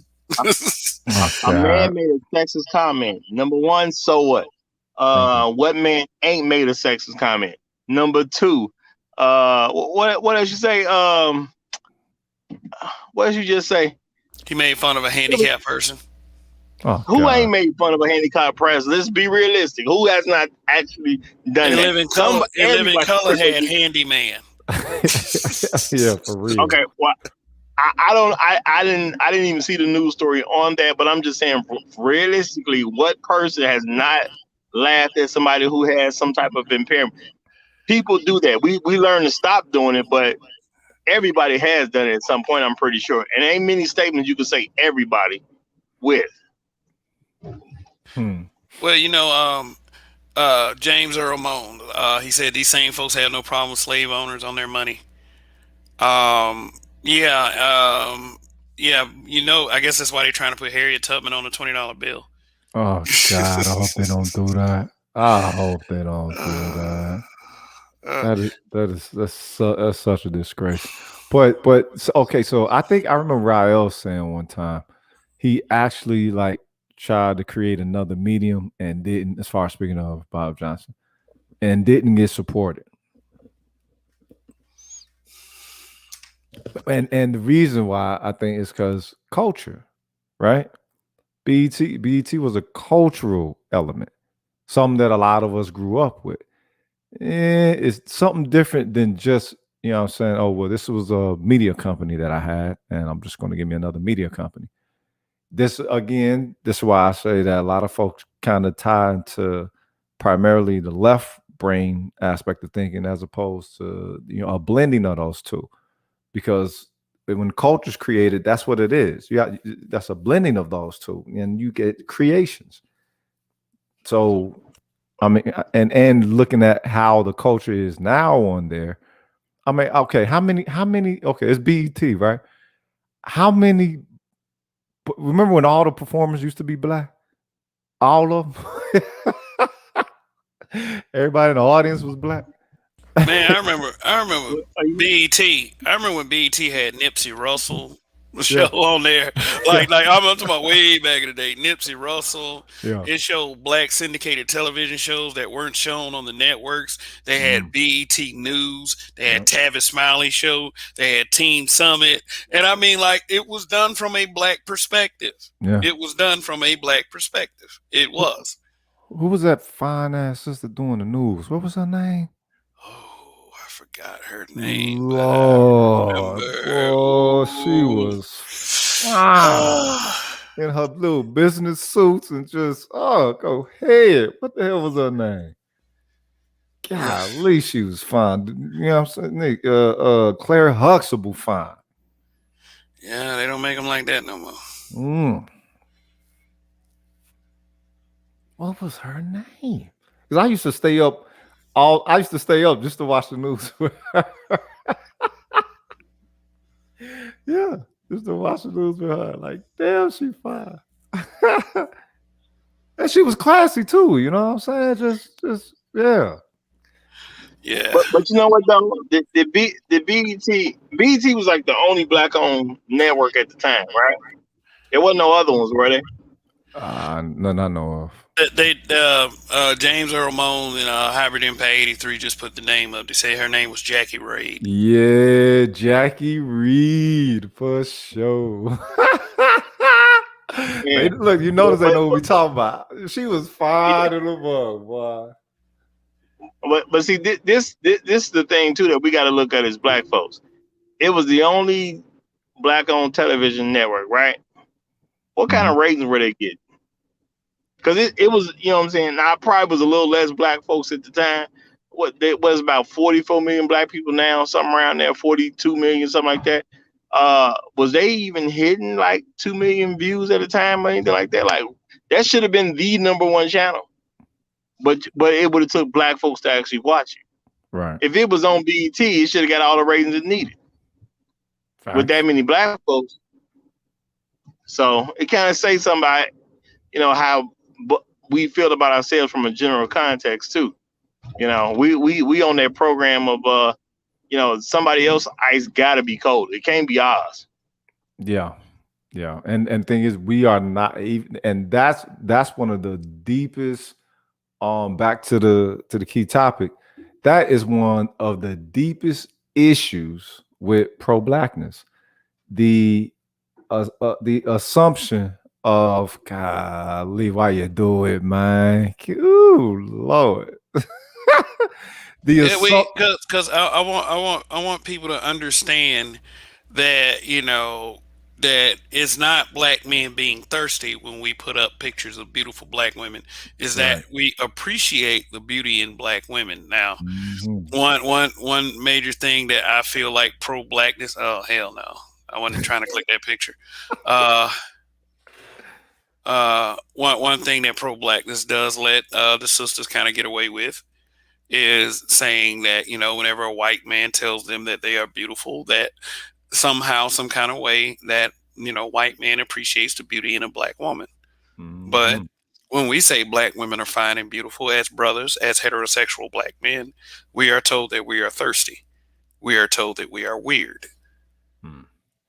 And that's a goddamn shame. And then these sisters wonder why these brothers aren't complimenting them. Like, and it's like this. It's a shame that, you know, I understand that there are weird guys out there that tail women and then make them feel unsafe, but they're like, I wonder, and I don't have this problem personally, I wonder how brothers approach sisters in public in 2021. I mean, you guys are single and, you know, out there like that. You know, is there a different technique that has to be used? You can't just, and this was a problem when I was single. You know, you can't just approach some of them and say, hi. You know, you can't, hello, how are you doing? You know, You know what I'm saying? But all of a sudden, you know, because we have rejected the attitude, it's we don't appreciate their beauty anymore. But you know, when a Chad tells them they're beautiful, all of a sudden they can forget all of the atrocities committed against black people just because Chad, quote unquote, appreciates the beauty in them. Well, as far as it goes with the dating scene, all that shit's new to me, dog. I was, you know what I'm saying, hitched for 10 years and find myself trying to deal with this internet shit. Like all the chicks is internet dating now. Oh, what's your Instagram? What's this? Like, really? This is part of the craft now. Ain't no more craft. It's all just numbers. It's all it is numbers and fucking. Man, are they selling pictures of these people? I'm about to say I saw the price. And I'm looking like, are they selling the pictures? What the hell? Wow. Why would I pay $499 for a picture that I can just crop and screenshot and crop? Wow. I get it. Just to get the Getty images off of it. Yo, I had a Topanga crush on her, cuz. Topanga. A lot of girls hated that, Topanga got the recognition she got from a lot of brothers. Shit, Topanga was fine. I ain't gonna lie, shit. Topanga was fine and thick than the motherfucker, shit. Yeah, you know who else? You know who else brothers used to always talk about? Oh, that girl that played Six on Blossom, the one that ended up on Parker. Oh, yeah, dog. Six had a little something about her. But can't. But sisters take that offensive when you talk about the thick white women. It just. But when we start talking about out of 99% of them.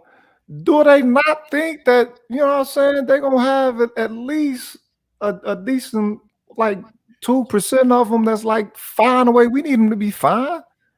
Yeah. You know what I'm saying? 3-4%. It's like shit. Y'all really think these chicks is all busted up like that?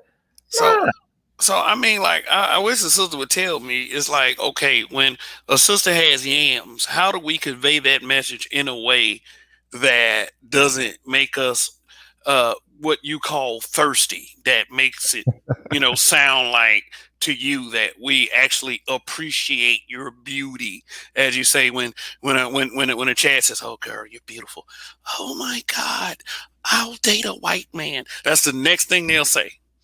So I mean, I just want to understand, like, it's not like, and I'm telling for the females that listen to this program, I'm not suggesting that you do not accept compliments from other groups of men. We need to know, as black men, how do we convey that message to you sisters, right, without, number one, being a kiss ass and being one of these old slow tips, and number two, not coming off as thirsty. And really, honestly, the answer that I believe is that there's no way we can do it. It's like a crapshoot. Yeah. It's like a crapshoot. I think a lot of guys do get lucky. I don't think that any guy truly knows what to say. I think that they tried with a lot of females and luck up with maybe one or two.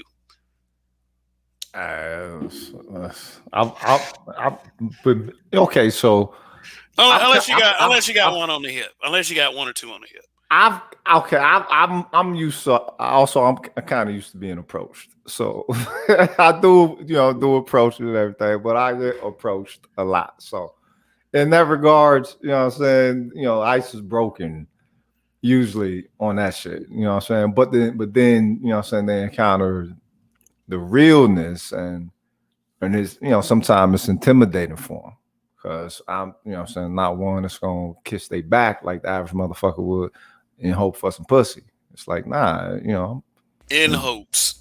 In hopes of some pussy. It's like, oh no, right? To me, I love it. Look, ain't nobody thinking about that right now. Just chill. If you're kicking it, you're kicking it. All right, that's what it is. Ain't nobody after you though. But that's the thing. I noticed that majority of sisters think motherfuckers is after them. Yeah. Hybrid Impact 83 says Regina Greer, aka Piggy from the Steve Harvey Show, was so fine when she was young. Man. He's talking about Wendy Raquel Robinson. Yeah, boy. Yeah, Wendy Raquel. Yeah. Bro, when I first saw her on TV, I'm like, God damn, who is that? Yo, Bernie Mac's wife too, nigga. Cuz. Yeah. Fine. He's some beautiful women. Wow. Looks like Roger said goodbye for now. He probably got a phone call or something. He'd probably be back, or if not, thanks for stopping by, my eventual line stepper brother. Long live. Moesha mama was fine too. Oh yeah. Oh yeah. But you know who I really did not really feel like that for real? Tisha Campbell. All right, that's almost a little bit random. All right, wait a minute. Yeah. I don't know. I mean, we're talking about TV moms and shit. No, I can dig it, but I'm saying like, okay, so he really wasn't one who Cass talked about though. Cass ain't really say nothing about Tisha. It was always Pam. Yeah, it was always Tashina Arnold. Yeah. Ooh, Lord, boy. Yeah. And then she went on to become a TV mom herself with Everybody Hates Chris. And still fine to this day. Hybrid Impact 83, Tisha Campbell had it going on. How? I mean, your opinion, bro. She was sitting, Indigenous TV. She was sitting in the first house party. Yeah. Look, everybody knows because Kid couldn't get Shireen. When it comes to the first, and she was fine over too. When it comes to the first house party, everybody knows she got through on her light-skinnedness. That's what it was, because she was not the fine one in the bunch. It was actually Shireen. Yeah, Shireen. And they had Shireen acting like a tease. Mm-hmm. So I mean, but it ended up being it was what it was, because Ken was high. I mean, Kid was high yellow too. So yeah, I guess they put those two together. That's what they wanted to see. So it's like, all right, man. You know what I'm saying? Yeah, the Z-Love story. You know what I mean? Matter of fact, speaking of Kid, that chick from Class Act. Oh yeah. Oh yeah, they mixed it up that time. They put Kid with the dark skin, they played with the light skin. But think about how both of them were depicted though. The two dark skinned ones were depicted, and the two light skins were depicted. Yeah. Duncan Fenderhughes, the smart, reserved guy.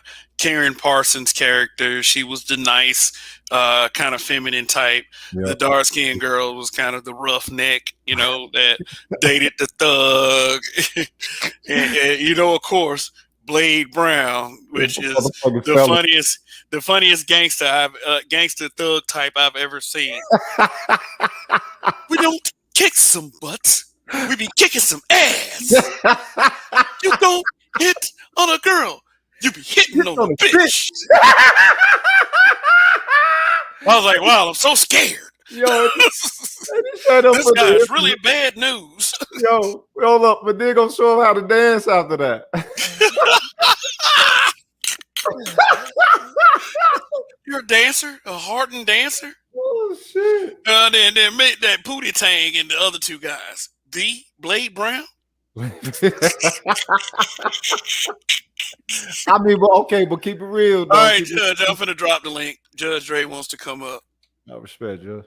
But keep it real though. Back in the day, like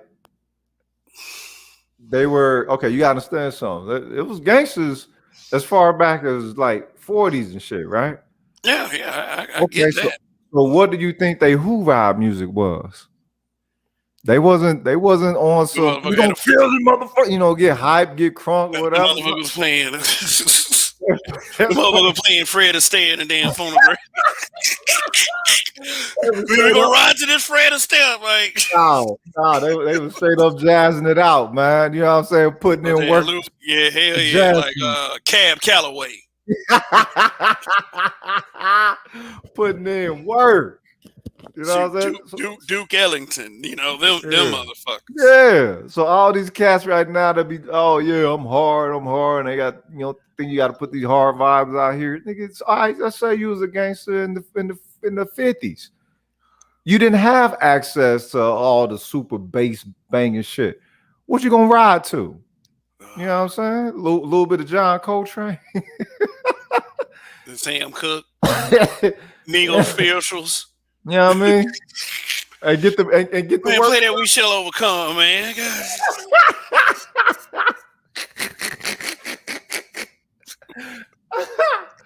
Oh shit. Oh shit. Like, what up, Dre? What's going on? The judge is in the building. What's going on, man? Yeah, what's going on? How long you? Say what? I was talking to somebody else. Go ahead, but if I hit you real quick, I just figured you didn't want to hear me yelling at him. But yeah, so what are y'all? I figured you was live, so I figured I'd come in and see what's going on. All right. I'll tell you why the quote unquote pro black narrative should be eliminated. You know, basically that is just another anti-black man feminist doctrine. That's pretty much all it is, and it needs to be started back from scratch. If you call yourself a pro-black in this climate, I have to wonder about you quite a bit. Like I'm a smart enough man to be able to distinguish the difference between just stupid little virtue signaling and true pro-blackness. So that's basically the thing. I was listening earlier. I thought maybe the topic changed. Yeah, I was listening earlier. No, but you know how these conversations are. You know, they kind of splinter off into, you know, right. Shit like class act and, you know, all these Blade Brown ass gangster type dudes around here. Want to start some beefs and shit? I'm gonna dox your ass. Gonna talk about that. Remember, I tell you about these people that sit up here and think that it's so bad being bad, right? Yeah, take it away, Dre. Example, you know, right. Remember, give you an example. Remember, I told you about it. I'm the one with the fucking record. I applied to get a job just delivering sandwiches for some extra money on the side. Do you know the felony from 20 years ago was on my background check, and they said that they can't hire me because of that? Think about it, delivering sandwiches. God damn. Talk about. Say you got a drug charge? No, I got a felony charge for beating that dude's ass. Oh, okay. They take it out on the sandwiches? Yeah, and they said you can't even right now. But I'm just saying, if you go to show. Right. No, my bad. You was stomping motherfuckers. Well, I did. You Midwest, boy. Yeah. They stomp a motherfucker quick out in the Midwest, boy. You better not hit. But I'm saying this, I sit up here. That's why I tell everybody. Evidently, if you supposed to be so tough, then why you ain't never got no charges for fighting? I never heard a tough guy that ain't been tested. You know, I'm just asking. What restrictions in life has your toughness brought you? Let's see how tough. Right, I tell you, I told everybody, I said, shit, I'd rather take that fucking L. If I could go back to that day and take that damn L, everything would be all right. But I was just surprised. You would think with a shortage going on and all this shit, where they just dying to hire people. Right. And they motherfucker, I'm like, dude, you worried about a felony 20 years ago. I mean, they sent my background check back, and they said that's the reason why. I mean, well, okay. So this is where martial arts come in, right? I'm gonna tell you that what you do is this. Arts, you wouldn't have went that extra route. Okay, but I'll say this. Now, one of the facts is this. This is what you should have done is kind of like Orville did. Hey, man, if you gonna catch a case for beating somebody's ass, I hate to say this, you might as well finish them off. I hate to say it, because that way ain't no self-defense. Ain't no self because that way you can say self-defense. Because they even told me that. Well, if you would have killed him, you would have been all right because it would have been self-defense. Ain't that a bitch? And I said, so I beat the nigga's ass for trying to get in my house while I'm here. And that's you gonna tell me, but if I'd have killed him, it'd have been fine. Boy, I swear to God, distorted justice system. I said, so wait a minute, the dude out here, he's still smoking his crack now. So what? I mean, ain't nothing wrong with him. He's fine. He can go get high and still do whatever he want to do. Right. But yet I'm not trying. I said, realize I'm the one with the good jobs and the career going. I'm in school, and I'm the one charged with a crime. The dude got me had 6 felonies. I sit up here and laugh. Damn. Yeah. What stop six you? felonies. You see him? What stop you from sneaking him again? I ain't gonna lie. I'm not gonna lie. I saw him I've seen him twice since then.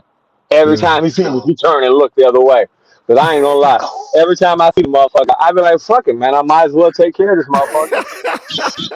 Might as well. I done done other stuff and never been caught for it. So I mean, hey, and I already know what to do. I figured, fuck it, might as well, because we already know all your ass is doing was robbing people and getting high. Mm.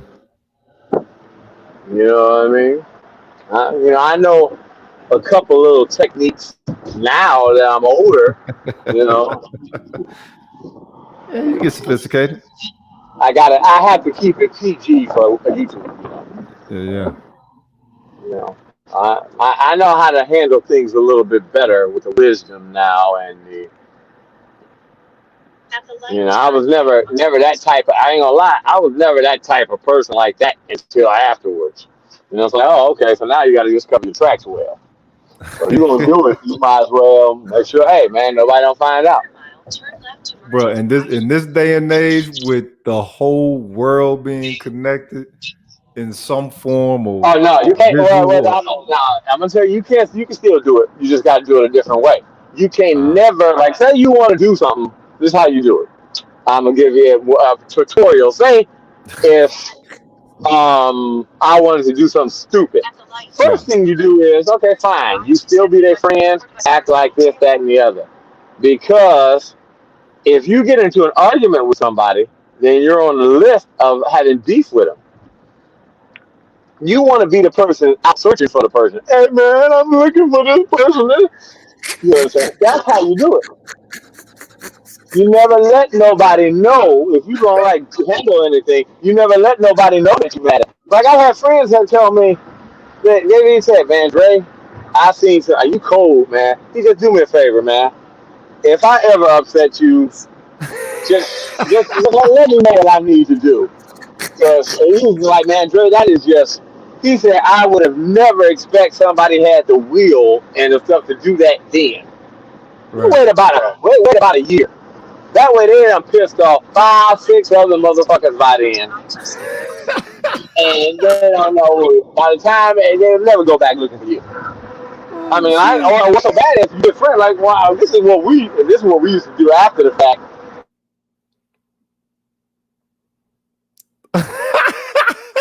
If you ready to what do, right?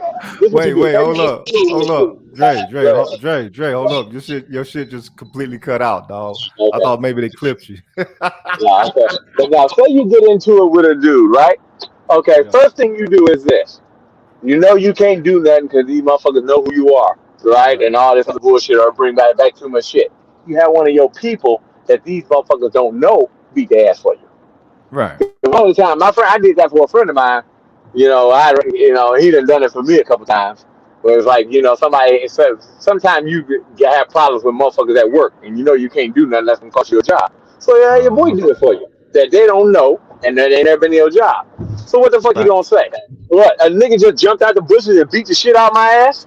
You tell the cops that, what the fuck you going to say? The cops going to look and be like, yeah, right. Yo, I offered to do that for my ex-wife. I offered to do that. I never do that show, girl. I do it for one of my dudes. I mean, she was my wife at the time, but some pilgrim manager kept stressing her out at the job, and then she bring that shit back to the house. Right. So I'm, and she didn't want to listen to me offer any aspect of solution, whatever. I'm like, well, this motherfucker fucking up my harmony. So what I'm gonna do is follow this motherfucker home one day. He don't know me from a can of paint. Right. Ain't never met me, whatever. Oh man, that is so good, man. That I ain't gonna lie, man. Wait a minute. Did you just walk up and just swing? Nah, I plowed it, you know what I'm saying, never carried the shit out because, you know, she got kind of scared and everything. But I'm like, look, we need to do something to get our harmony back in our house. It's been like 3 weeks and you coming in complaining about the job and shit. So I can't get no peace in this bitch. So either he gonna give you some peace at work through him having other troubles outside of work, or you gonna say something to this motherfucker. Because if I get involved, you know what I'm saying, it's gonna be a bigger issue for both of y'all. Well, you gotta too make sure it's a clean getaway, because you know what I mean, like I done that, you know, maybe I might have, but like it's like I sit there and laugh because when a friend dude did it for me one time. Dude came back to work, was like, man, I fell down the steps. I'm sitting here thinking, no, nigga, my nigga. I was sitting there like, yeah, you fell down the steps all right. But I mean, think about it. Oh man, I gotta do one time, dude. Oh, it's so nice when I ain't gonna lie. It's risky, but it's so nice when you do it that way. Because the motherfuckers just don't expect it, and you just walk up, down. Yep. Like, hey, man. I did it before one time. It was just a dude I had beef with, and they was like, Trey, man, you was just talking all calm, and you was just sitting there laughing and joking. And you turn around, and that nigga was standing there, and next minute you know you was on top. I'm like, that's that motherfucker I had beat. I've been waiting to catch. And I was sitting there laughing and joking. He's like, man, I ain't never seen somebody laughing and joking and turn around and go to beating somebody's ass like it ain't shit. Because I ain't gonna lie. I mean, ever since, well, fine. Since I'm gonna be marked as a felon, you fuck with me, I'm just beating your ass. Why? What's another felon? Facts. I hate to say it like that, but what? What's another assault charge? You can't. I mean, I work for myself now, so I already learned. I already went through the terms. So now you step in my way, I'm beating the shit out of your ass. I mean, you try to hurt me, I'm beating the shit out of you. I'm sorry to say it, but it's just what it is. That's good justice. Because well, it's not the fact of that, but I mean, like I even said that, and people look at it and say it was wrong to be like that. But this is the problem. If you're gonna sit here and penalize me for that, well, fuck it. I might as well live up to my standard. I might as well live up to my label. All right, guys. First of all, we don't condone any of that stuff on the show. No.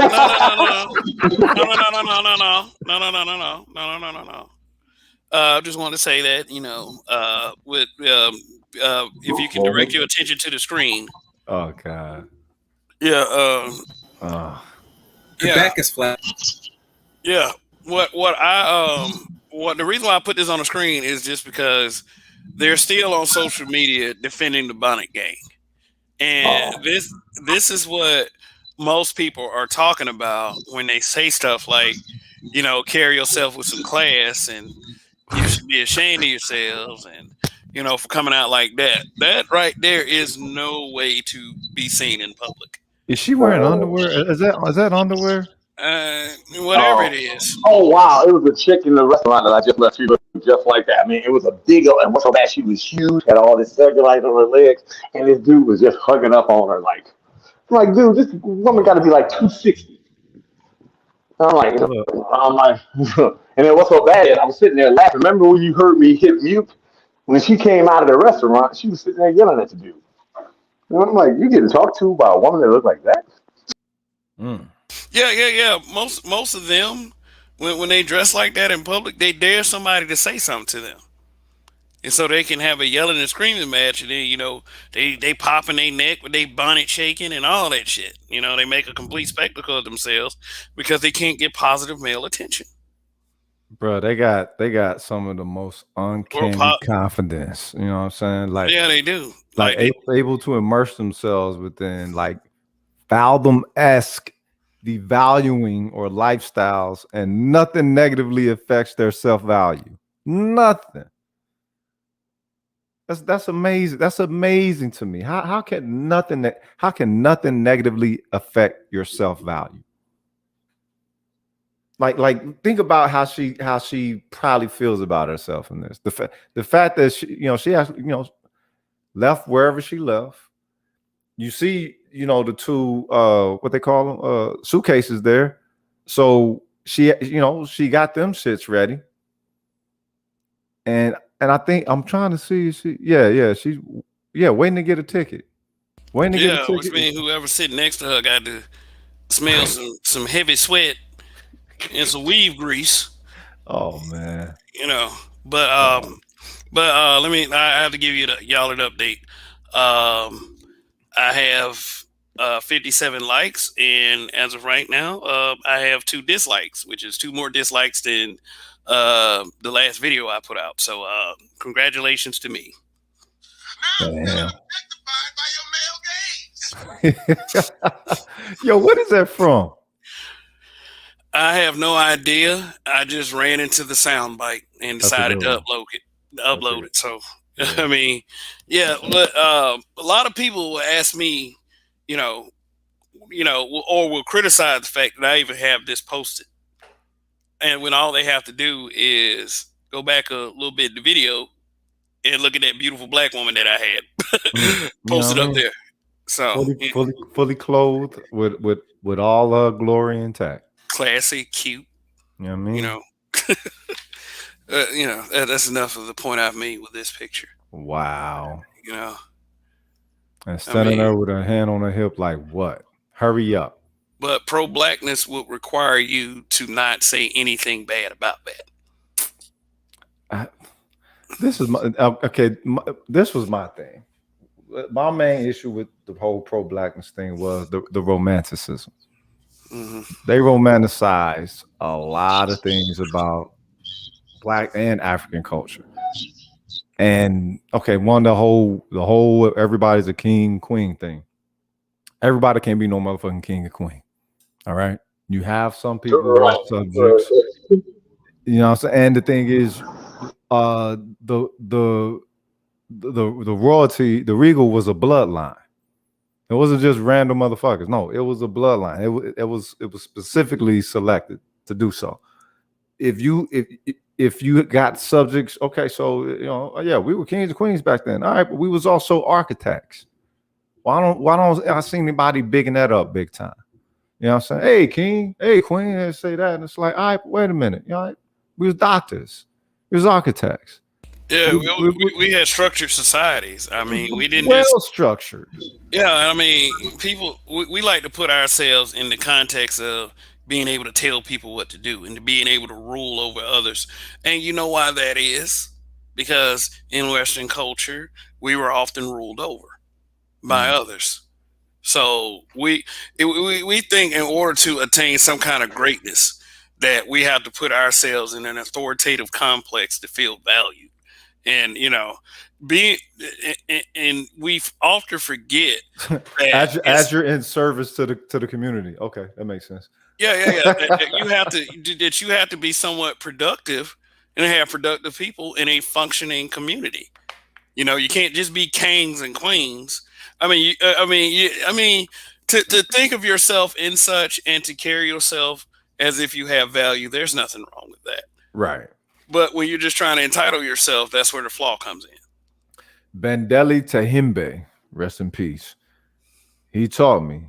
He said, look, everybody talk about kings and queens. He said, brother, everybody talk about kings and queens, but brother, we need workers. That's what we need. We need workers. You're all about that shit. You know what I mean? Kev, since I ain't saying nothing, since you're talking about the pro-black and narrative, that is the title. Let me double check, make sure. Yeah, that is. Should it be eliminated? Well, the problem is it was never even in existence from the start. And I'm going to tell you why.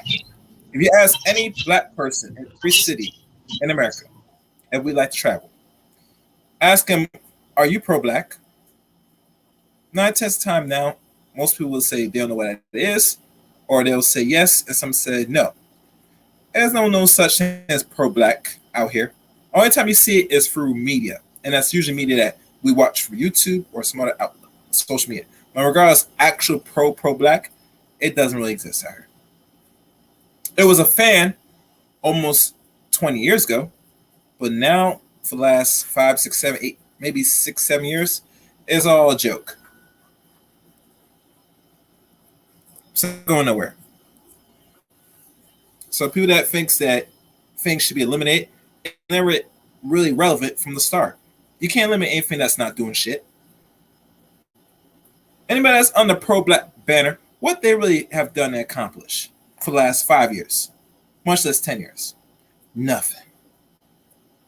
They're talking about, you must respect the black family. Okay, nice, but it doesn't really change the black community. We said we should do for sale. Okay, what are you selling?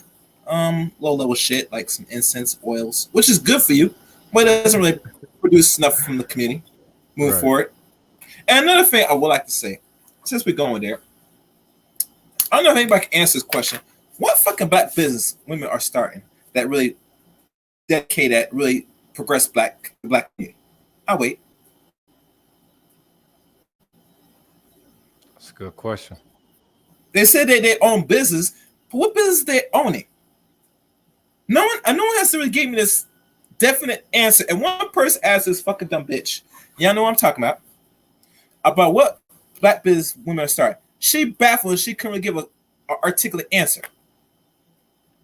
So right there, you don't have fucking business. You got hustles. You got little hustles, mom pops inside doing some dumb shit. But regardless, real business, no. Actual business is something that is employing hundreds, close to thousands of people, and it's thriving and survives over 5 more years. Much of 10 years should be the benchmark. Now it's moving and it's progressing more than one little section of a city. You see in certain other sections of the city, maybe a state, it's doing a little business and it's only one little area, you're not growing. Now, some people say that we have the internet, we don't need to have from storefronts. And I said, possibly. But real business, if we're talking business, has storefronts. And it's in different major cities. Which then eventually it grows bigger.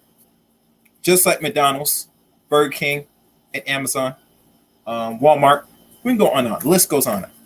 But if it's not in that direction, if it's not heading to that direction, you just got a little hustle, little mom and pop store like everybody else that will last for maybe 5 or 6, 10 years, maybe at best. And after a while, it doesn't grow any more than that. Well, you got to take consideration. There was, like I said, there was some positive things and elements that the pro-black brought, but the thing was, it wasn't. I mean, such as you had people investing in like STEM programs or some shit like that, right? And since bringing in those to teach the youth, bringing those to teach formerly incarcerated cats or something like that. Like you had those elements of programs that some would set up here and there, but they didn't get the support. This is why I say they romanticize. It's lack of funding, right? Well, yeah, lack of funding, but that's a community issue, right? Before you get to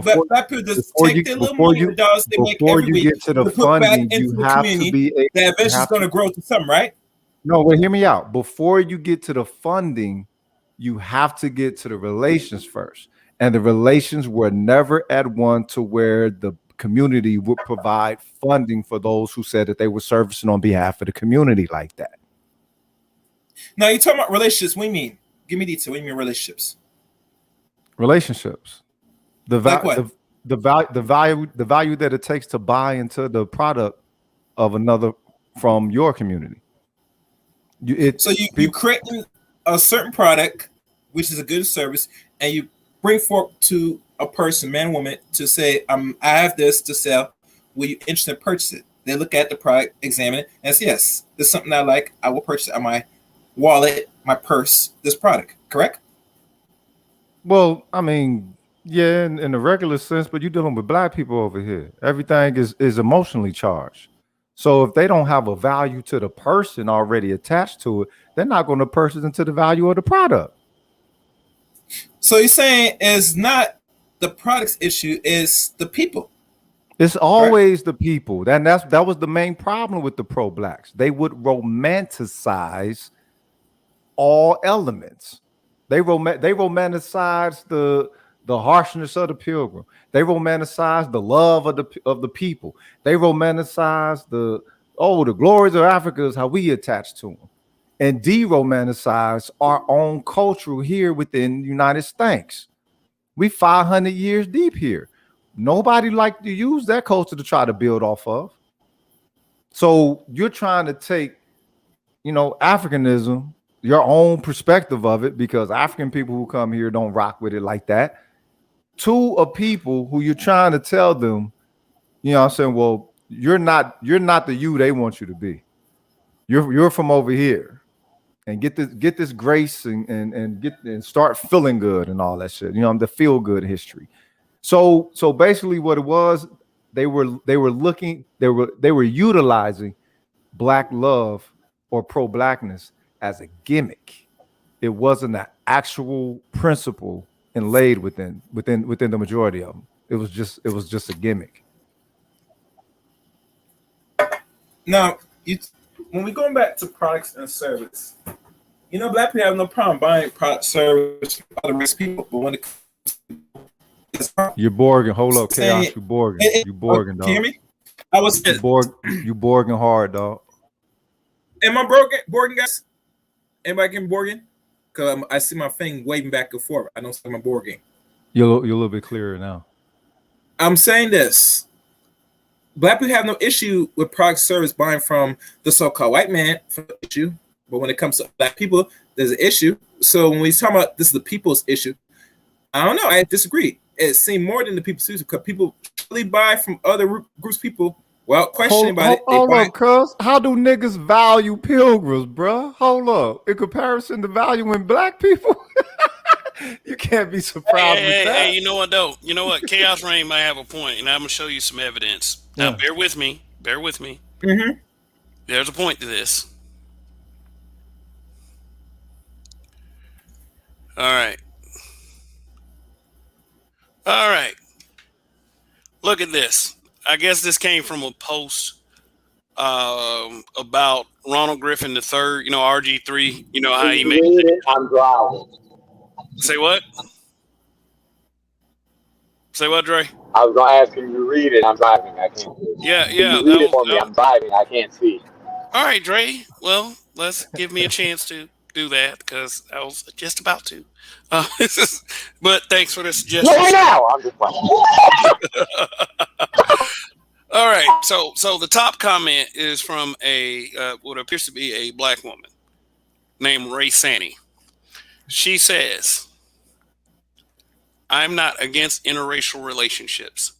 I'm against black men like RG3 using white women as status symbols and taking every opportunity to flex on black women with them." Okay, you do that? Yeah, because when you take pictures with your wife and she's white, that's fun in front of black women. All right. Yeah, that's crazy. but like we said, people like Serena, people like Eve can navigate in and out of the community and say whatever they want to say anytime they want. Right. And then all y'all do is, oh my God, their husbands are this and that and the other. Okay, so the bottom comment is the shit kicker by what appears to be a Caucasian man named Rex Vanderbilt. Okay. Yes, and it says, "You gotta chill. As a white man, I can honestly say that the way I've seen black women throw themselves at us is despicable. Many drop all the standards they have for a black man just to be with one of us. It is the most unattractive thing I've ever witnessed. True desperation." Damn, bro. Is this on Facebook or is this Twitter? No, thank you. Bro. I think it's Twitter because that's where the whole thing started. On Facebook? No. Here's what. No, this is on. I think this is on Twitter. Now, here's the thing. Yeah. Here's the thing. It all started with a tweet that Ronald Griffin III made saying that, he was. I guess people were dragging him because, he was talking about he loves his wife in a sundress. So he's getting comments from people on, social media, Black Twitter, because every time a black athlete or something, and let me just go ahead and say this: most successful, wealthy black men are married to black women. Most, exactly, an overwhelming percentage. By the way, the reason why everyone focuses on the ones married to white women and even light-skinned women as of late is because they're disappointed in their inability to get a loving relationship. And that's all there is to it. You know. But the thing was, RG3 was reacting and might not have been the wisest thing for him. But like, men are supposed to take up for their wives. Yeah. You know, At least. yeah. So he was reacting to people saying that his wife didn't look good in a sundress because she's a white woman and she ain't got nothing back there. Don't he got a pretty pilgrim chick though? Ain't she pretty? You know, pretty is subjective. I mean, I'm not saying she don't look good. She's not the best looking, white woman I've seen with an athlete. You know, in fact, Patrick Patterson's wife is pretty thick. You know, and Chris Bosh's wife is pretty thick too. You know, these guys get heckled and dragged on social media constantly. It's not just those reports and the viral things that happen. It is all the time. It's all the time. It's constant. Tay Diggs has been like, he has PTSD because all black women did was drag him about his white wife. Mm-hmm. So, I mean, and then these little bitters and these little feminists always say, we don't care who you date as long as you don't put down black women. So if you marry outside the race, you can't say your wife is beautiful. That's putting black women down. Okay. That's putting black women down.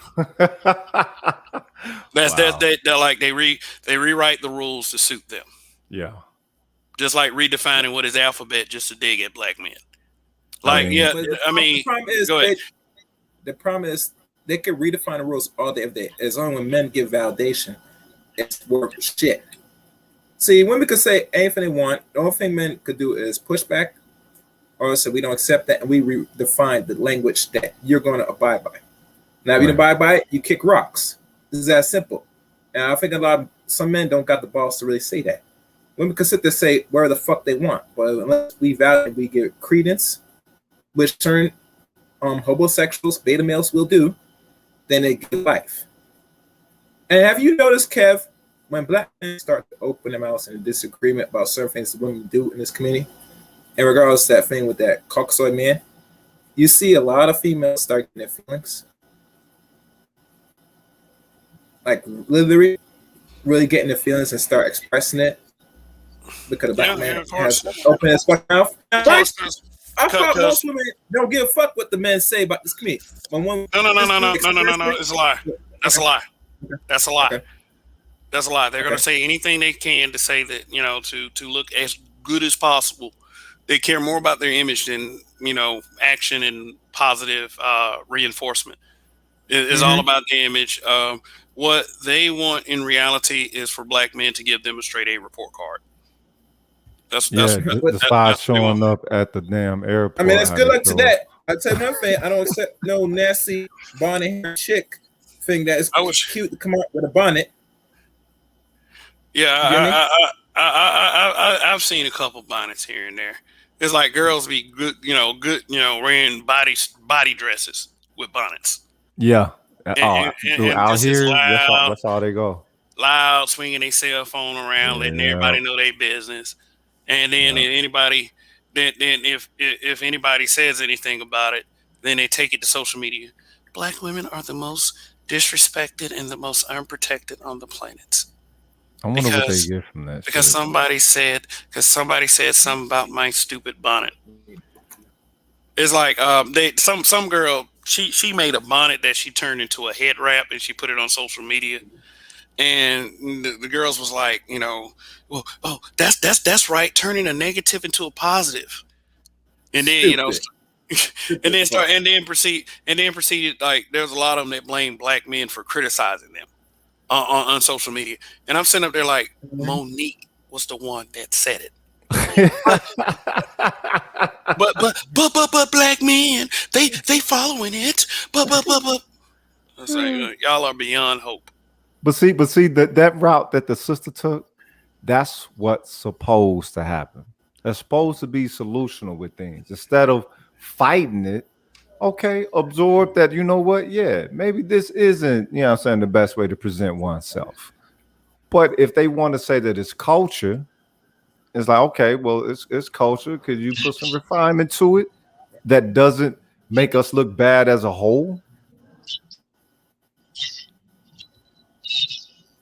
And I think that sister did that. I sit here and laugh. These women don't realize we're becoming. Sound like you boring too.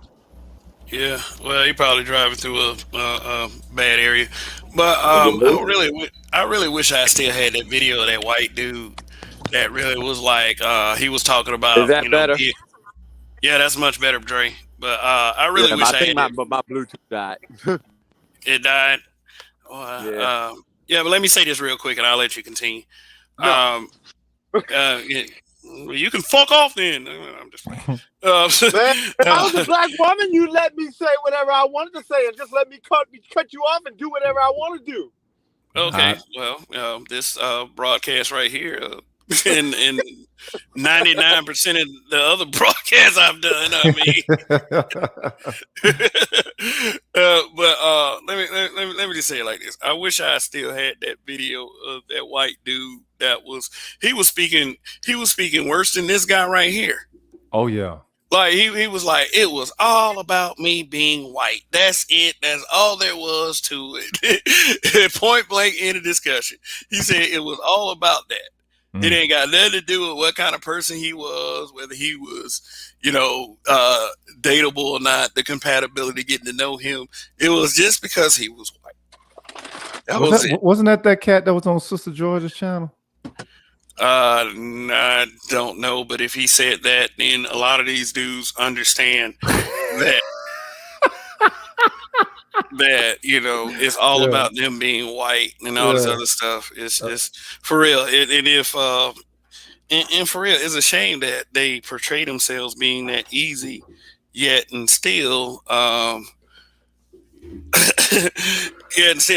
I was saying earlier, if a black man tells them they're beautiful or anything like that, then the guy's called thirsty.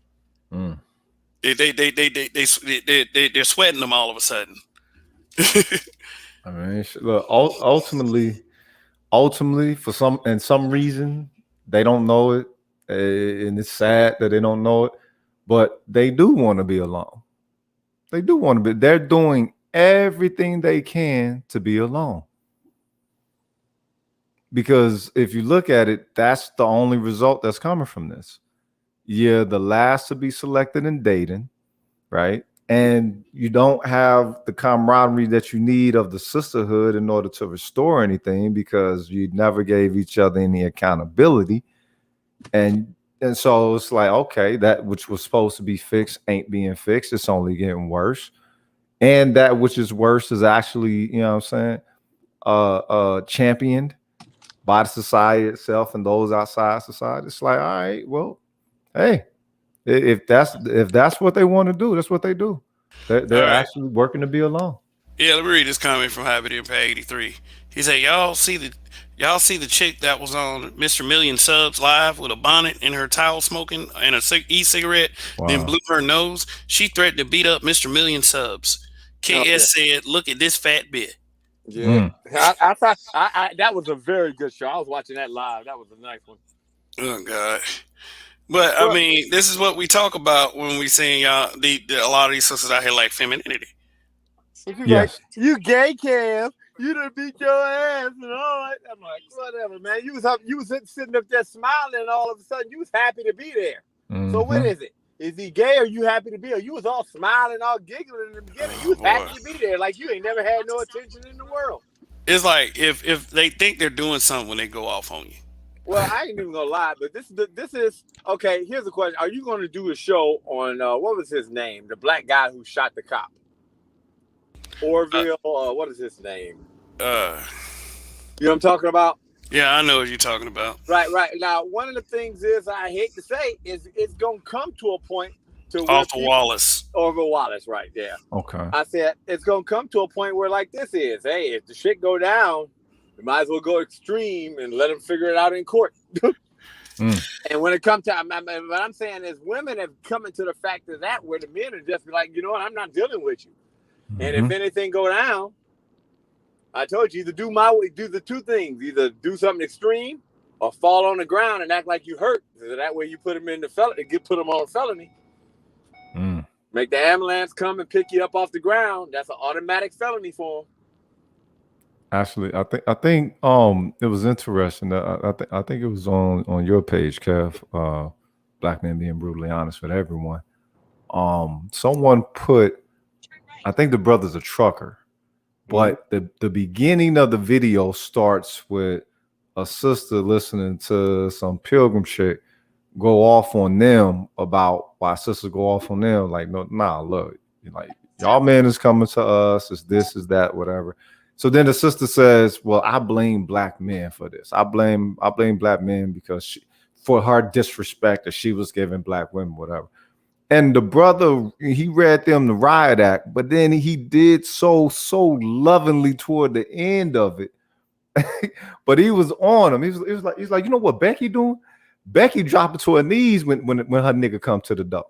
Right. Oh yeah, I think about it. He said Becky gonna open that ass up. Well, I mean, you see these women now complaining about having sex with their husbands. Oh God. You be like, I'm like, so wait a minute. I said, I wish that men would go out and be like, you know what, man, I don't want to take the trash out, or I don't want to pay the bills and shit like that. I don't want to go to work today at this job I don't like. You know, I'm like, wow, man. All right, look, they're gonna be alone. They're setting themselves up to be alone, and that's what they we gonna want suffer. to be. The men are gonna suffer. Like I was telling them about this is, men, we're gonna suffer right now, especially if you're an average dude, just like me. I've been knocked down way in value, so I'm damn near an average person, average at best, as they say. But do I look at it as, yeah, I'm gonna try to, hopefully, you know, business seem to be picking up. I just put 3 bids in on contract, so hopefully I get these. But, you know, do I look at it as, oh, well, I should feel bad because I shouldn't be dating nobody or nothing like that? No, I look at it as, well, no offense, the way these women acting anyway, I ain't missing nothing. You ain't losing out. What am I losing? And I ain't even gonna lie. If you, if anything is, for the average people that watch Kevin's show, you shouldn't be upset about if you ain't no high value dude. Why? What if anything is what? You see, them people dating high value, and they still going through the same problems with them. So what you do is this. If you're an average person, that's even better. Because any broad with get messing around with you, make her spend her own damn money. There you go. I said, so at least you ain't out no money. I mean, what? I playing something. No, you want to mess with me, you got to pay for your own shit. There you go. Playing and why is that? Because that's just what it is.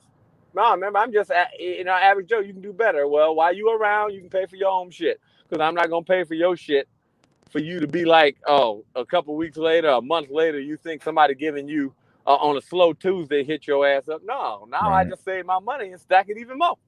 But you know what? That goes right back into the show topic. Why the 2021 pro-black narrative needs to be done away with.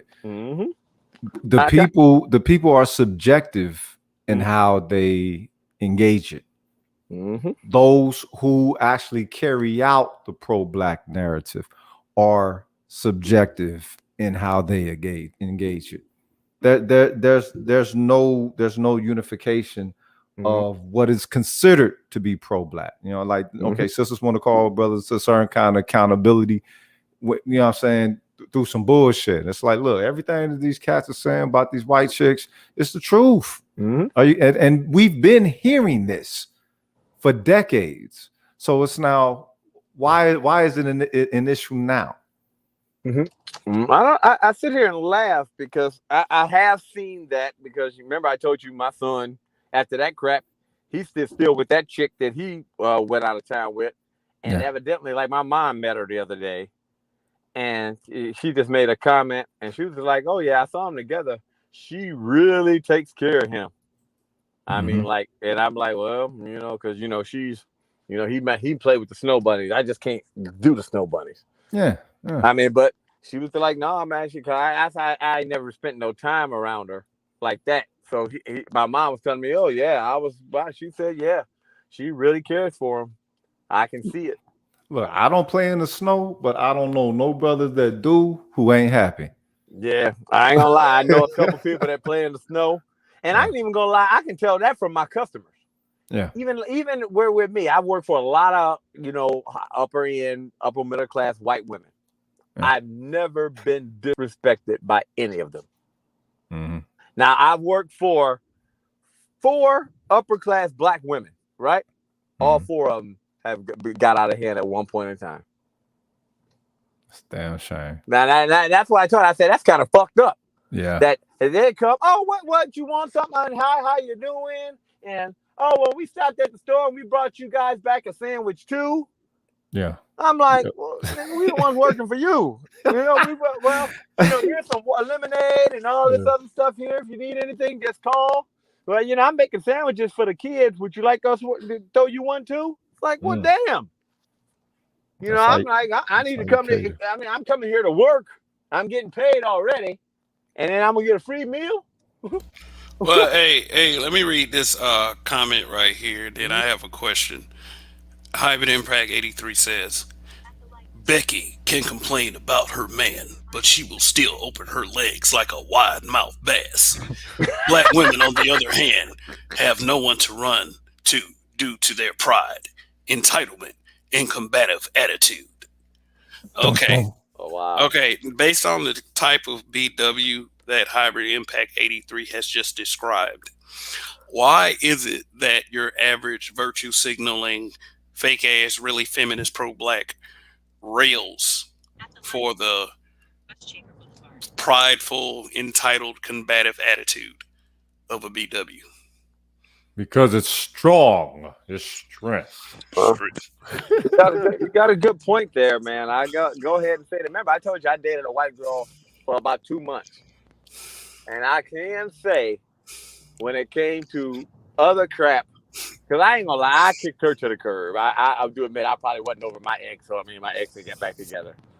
And but I can say she was. So I'm going out with my fellas friends tonight. It was never a problem, and it was just like, well, you gonna come by and do something afterwards. It was just like, it was never a problem on like that. And I've noticed that I can't even. I ain't even gonna lie. When I sit and think about it, you're like, God damn, I should have never left her alone. No, when I said, because I had actually kicked her to the curb because I had just got out of a relationship. God damn, now you're calling the other phone. Hello. Busy. Right. Yeah. Let me read this comment from Black Warrior Spirit. He said he's responding to this comment. Cam Robb said, you can't win for losing with black women. And of course, Shaka Nulu responds with, get other women, Cam. No need to be stuck, which is a great point. I mean, go forth and be happy. But Black Warrior Spirit said, Mr. Cam Robb, but sometimes location helps too. LOL. Balance the male to women available ratio. Now, let me make a point like that real quick. As much as people say about Atlanta, they talk about and they put a negative spin on it because, they talk about the alphabet community down there. And I do kind of rail against that narrative, even though they do have a spot in the town. It's not even one of the top, it's not even in the top 10 alphabet cities in America. It's not. I think that just people that just look at something black and try to find something negative about it, and they use somebody's lifestyle to, weaponize it against blackness, I would say. Because, if you like, they was like, Atlanta is like a baby New York. It's a black metropolis. And that's what it is. There's plenty of non-blacks down there. Like in Clarkston, that's near Atlanta, I think is one of the most diverse spots in America as far as cultures. Right. But Mr. Cam Robb says sometimes location helps to LOL. Balance the male to women available ratio. LOL. If I were a single man that's out here looking for women just to boing boing, Atlanta would probably be the ideal place. Yeah, but I heard Atlanta, Yeah, I saying know they're handing out that about the whole. package out there. Yeah, the strong, package. too. Yeah, they say the package is strong, but you got to be careful anywhere. Would you go Facts. around slinging? Would you go around slinging raw dick in New York, or No. Cleveland, or Alabama or Mississippi?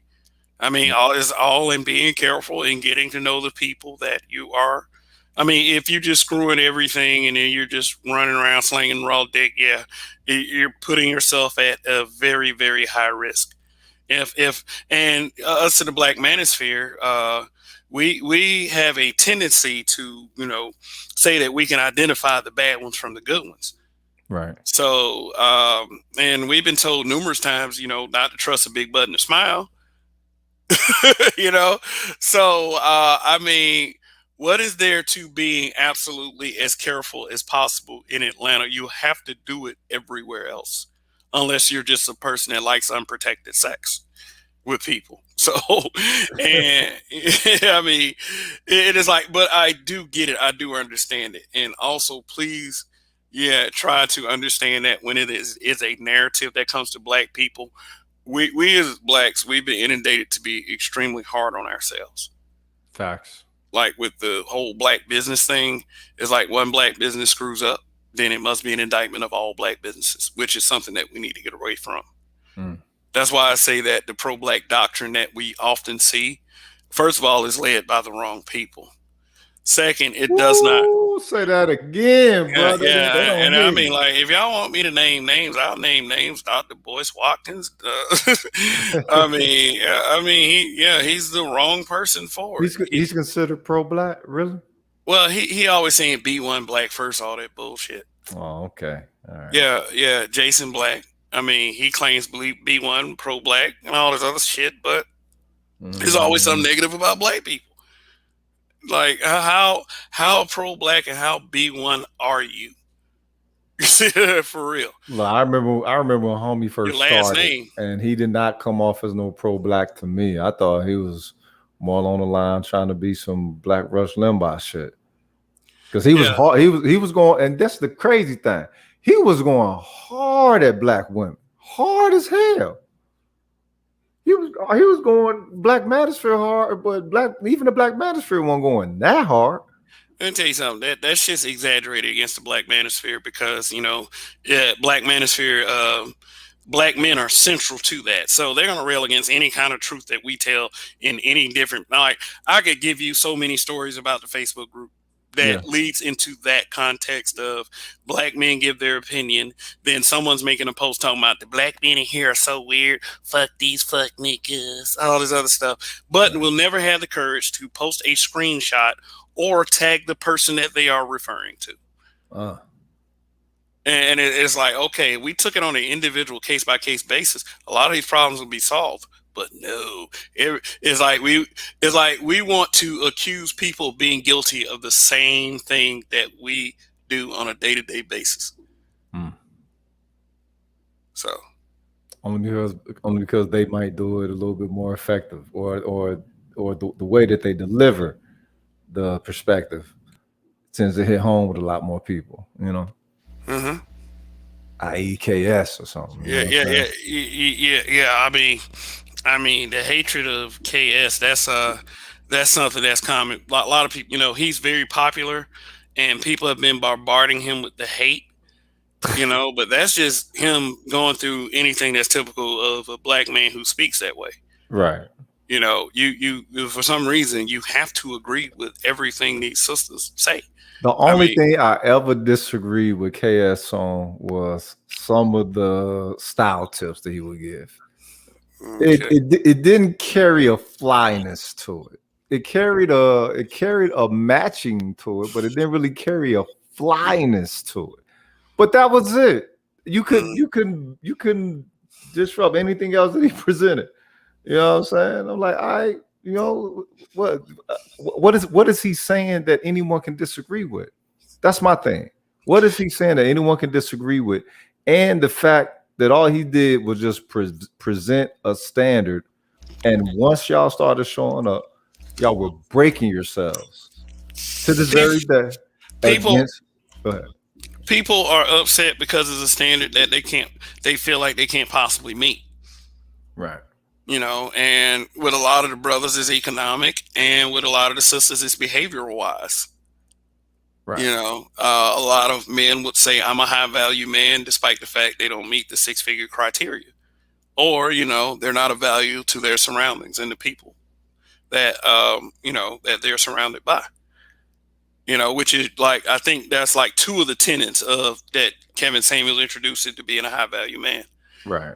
And we know that within the community, the majority of the women who are melanated, they don't like being told anything. Yeah, by a high value man or a so-called low value man, right? But any value man, and even a lot of women too. Yeah. You know, I mean, I said, Monique was the one that did the bonnet thing. The way you said it the first time. It was Monique. And Tasha K was the one that exposed Derrick Jackson. Yeah, but for some reason, it always circles back to black men, black men, black men, black men, black men, black men, black men. Right. You know, and then sisters blatantly refuse to listen when I will explain it to them. It's like, first of all, Monique started it, and second, there were a following of black men whose dumb asses put on bonnets in support of the sisters who were offended by what Monique said. Right. And I said it was stupid. Go ahead, Chaos Rain. Go ahead. They did that so they could hope to get a whiff of some of these sisters' pussy. You get me? That's the reason why they did it. Well, pattern up so they can get more access to them. Say, I'm down with you, sister. Now bust wide open for a nigga. No. I mean, yeah, kind of, sort of. I mean, you know, simps are pretty pathetic like that. They hope to get some type of female validation and some kind of sexual gratification. We understand this. I understand this, but the point I was trying to make was, even though those brothers did that,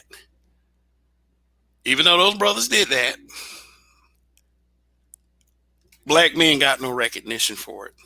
Right. If one black man says something negative, it's an indictment of all black men. If 30 or 40 brothers put on bonnets, it was still black men bashing black women for wearing bonnets. But this is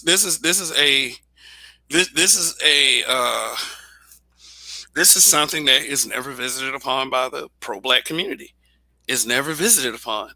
It's like we're afraid of the females. Well, no, but the thing is, they deify them, and yeah, that's where they supposed to end up. But you can't tell someone of a slave mindset that they God first. They gotta understand everything that they've been doing as slaves, because a lot of that shit is inadvertent. Some of it they don't even know they're doing it, so they got to be brought up to speed about the framework that they've been operating in. And that's where they jack up, because it's like, all right, well, you go, the black woman is God. The black woman is a goddess. Okay, give her the goddess, but God? Okay, if she God, then who the fuck is we? You know what I'm saying? That's like that's why me and Mom. You really want to know the answer to that? Do you really want to? We put it out there that the black family was God. If y'all heard that, we were the first one to start doing that shit. The black family is God, and it didn't pick up. But I mean, it's like, wait a minute, there need to be some balance to this shit. But they didn't mind operating off of balance. Again, too much romanticizing. They romanticized all the wrong shit, or should I say, they romanticized things very, very inadequately. Very inadequately, as far as understanding what to romanticize, what to pull back from, what to go deeper into, as far as a teaching of the present state of its being. You know, it was a bunch of hope, a bunch of wishing. You know what I'm saying? Instead of Jesus, motherfucker, holler horse, but worship horse like they worshiping Jesus. You know what I'm saying? Or people was going through some kind of, as far as dealing with the Moors. Now the Moors weren't pro-black, but they was, within that community. and you know they had their own, you know, convoluted ideas with some things, but it doesn't equate to something that the community itself will have a desire to latch on to, and that's what you're trying to create. They were supposed to be using the culture of the community, but taking everything to Africa, okay, we could say that's the ultimate birthplace and all that, but can we learn about our time and everything put in here first before we learn about, you know what I'm saying, in a whole nother land? I mean, shit, we got so much culture here that everybody, including pro-blacks, will look past. So it's like, where the fuck is the sustenance supposed to come up if we really, truly not focusing on black? That pro-black shit, that was, Let me ask y'all a question. Yeah. All right. Do you believe that you can be pro-black and be anti-black woman at the same time?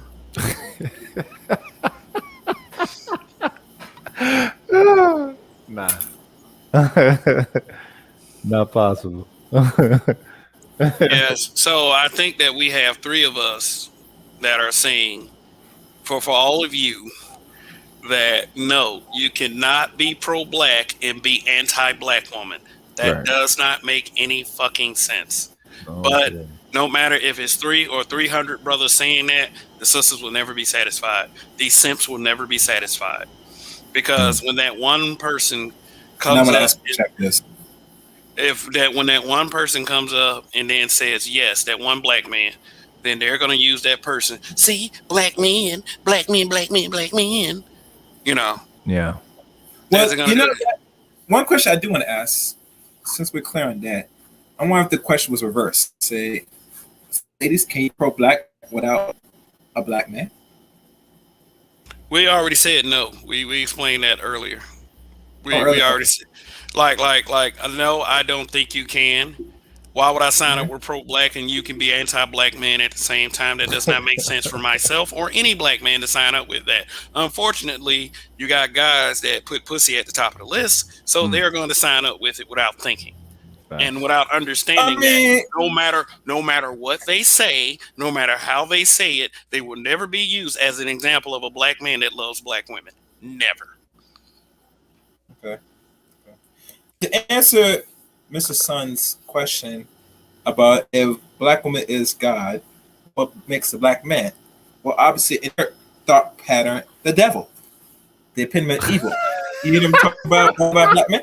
Black. Oh, that's genius. No, that's There can be genius. two gods. There only could be one motherfucking God. Yeah. So this epitome of this fucking bitch is the God. Then that means by default in their psychology, they look at you as the evil, the epitome, the devil.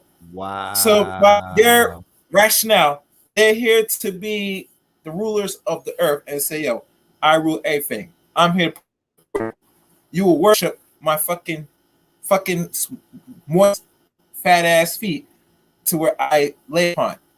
And you'll do my bidding. Anytime I need help, I call on you. Get him.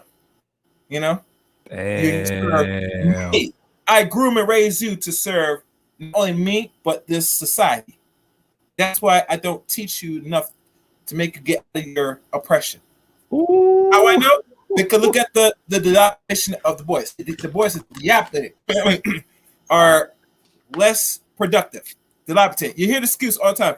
With the funds around. So what I mean, bitch, this boy's been around for 0 to 18. Now, one time you said, okay, this boy's getting uppity. It's time to give him completely to the father. Right. Well. His ass around as long as let me finish. As long as it takes. And also, when he becomes a couch potato, lazy, can't read, do anything basic, it falls under your fucking shoulders. But because society gives you a scapegoat, you don't take responsibility of that. So when the boys fail, they turn to the father. Well, if the father, no, they turn to you, bitch. That's why I talked to a black woman when I asked the same question. She said it is responsible that her children come up right, and she do anything possible. All of the women you ask the question, same woman, they said, "Well, I'm just gonna feed them. maybe do little small things, and that's good enough. Well, we could tell the little small things you're doing is not good enough, bitch. But we all know you're selfish, and it's shown not only by the data, but it shows throughout the community. So when you complain about the same Negroes, you have no problem, because as long as they keep in a certain state of mind and action, you actually perpetuate your oppression further. Oh, I forgot, you're not really purpose. You're comfortable in this environment. You hear them create streams, someone saying, you know, I think we're better to be under white rulership than black rulership because they're gonna do the same things. Well, you probably will deserve it, because look, what is the sin of the dumb shit. If you don't do enough to prepare your sons to other groups of women, then by default you're preparing your own oppression and your own demise. Facts. There's no way around it. There's no really way around it. So when men talk about how other groups of women raise their children than you, it should be a slap face to you, because you're a reflection. But like I said, it's easy to control these boys, because these are the same boys that you hope that get to a certain age that you might one day fucking suck. And that's just, you can't complain anything that you still fucking suck. You're insane. You're retarded. So when I hear this talk about the good black man or whatever this, if I hear question you, that means, bitch, you know who's good or not. To tell from the first day to be around, know what's her mindset, that person. But you like it because it makes you feel comfortable. It gets your pussy tingling. It gets you, you know, I'm gonna still act ratchet and know this dude I got under my control. It's always about control at the end of the day. Once they know they can't have that control, that's when it's gonna be a wrap. It's gonna be a wrap to the point where now they're gonna find ways to get you back in line. They will get that Caucasoid. Yo, Mr. Charlie, get this nigga back in line for me, please. and our black men need to start get out of that right away, because they got some security in him. Until black men wake up and say, "You bring Mr. Charlie, see what the fuck happens to you." Now they're gonna get you differently. Because there is a safety net in the tree. Outside of that, you don't get that fucking same safety net. Either you act right or some fuck happens to you. No in betweens. And that's all I'm gonna say. Well put. All right. Shout out to the Guillotine. Made a couple of comments about last night broadcast that didn't make it to YouTube, but I will read them here. And it's certainly going to earn me the yellow $sign, if you know what that means. The first comment was cowardly, traitorous, spineless, gutless, ass pathetic niggas. The second comment was, where do all you bitch ass niggas come from? Okay, the Guillotine. Okay. My response to that is, if black women want better black men, they better start fucking raising them. That's number one. End the story. That's number one. Number two, it amazes me how you can come to my platform and say that bullshit, but can go to any B1 platform run by Taz and Nyla and shit on black men all day and agree with that dumb coon ass crap. Hold on. Because look, I don't want to say his name too many times because he's like fucking Candyman, and you say his name, he pops up. It's just, but you know, it's that pro black shit they're talking about is very flawed. Because it's like, okay, you call yourself holding brothers accountable, but it's like, what do you think a brother's reaction is supposed to be to having all that vile shit said about black men? Yeah, it's like, what is their reaction supposed to be? Oh, I'll improve the community. I'll help save it alongside with you. It's like, brother, let's pound it and let's go save all these fucking assholes. But see, that's where they're lost, because they operate on that, you know, that monolithicism, and we are not a fucking monolithic. We're not a monolith. We supposed to be, but we ain't. And if in the past, if you can go through the 1970s time period and not be affected by, you know what I'm saying, what was created then as far as cultural wise and in allegiance to black people, black culture, black, you know what I'm saying, neighborhoods, you know, communities and all that, nothing is going to do it. Because that was the highest point in which we were valuing self and valuing each other. That was the highest point. Everything has been decreased till then. And okay, again, that's why I say relations play the much larger part in economics, as opposed to primarily the you know what I'm saying, the money. It look at how our relations are being socially conditioned today. Again, every other song is some fuck these niggas kind of song. You know what I'm saying? Everything is hate. I'm out here in Dallas, cuz Dallas is known as a city of hate. Every time you talk to somebody from here, they're like, oh nah, the hate on the city, the hate on the city, the hate on the city. They've been talking about like this since the 90s. And now I understand. Again, Juneteenth happened out here in Texas, cuz it's a curse of Juneteenth. But for them to get on like the way that Atlanta did, right? So let's say that, okay, yeah, you know, Atlanta, they got they, you know, gender dysmorphism that they operate around, whatever, or the hypersexualism, whatever. But they were able to get on the court with that shit. Now, I might not agree with the culture and all that, but they was able to get on some type of accord and actually build themselves being on an accord. All right. Okay, let me tell y'all. Let me give you the perfect answer to a question that I was asked by a so-called proclaimed pro-black Cynthia G. She said in a chat, "Why are black women raising sons instead of black men?" You know what my answer was? Okay. You know what my answer was? Because y'all won't give them to us, bitch. If I said unprotected sex has its consequences.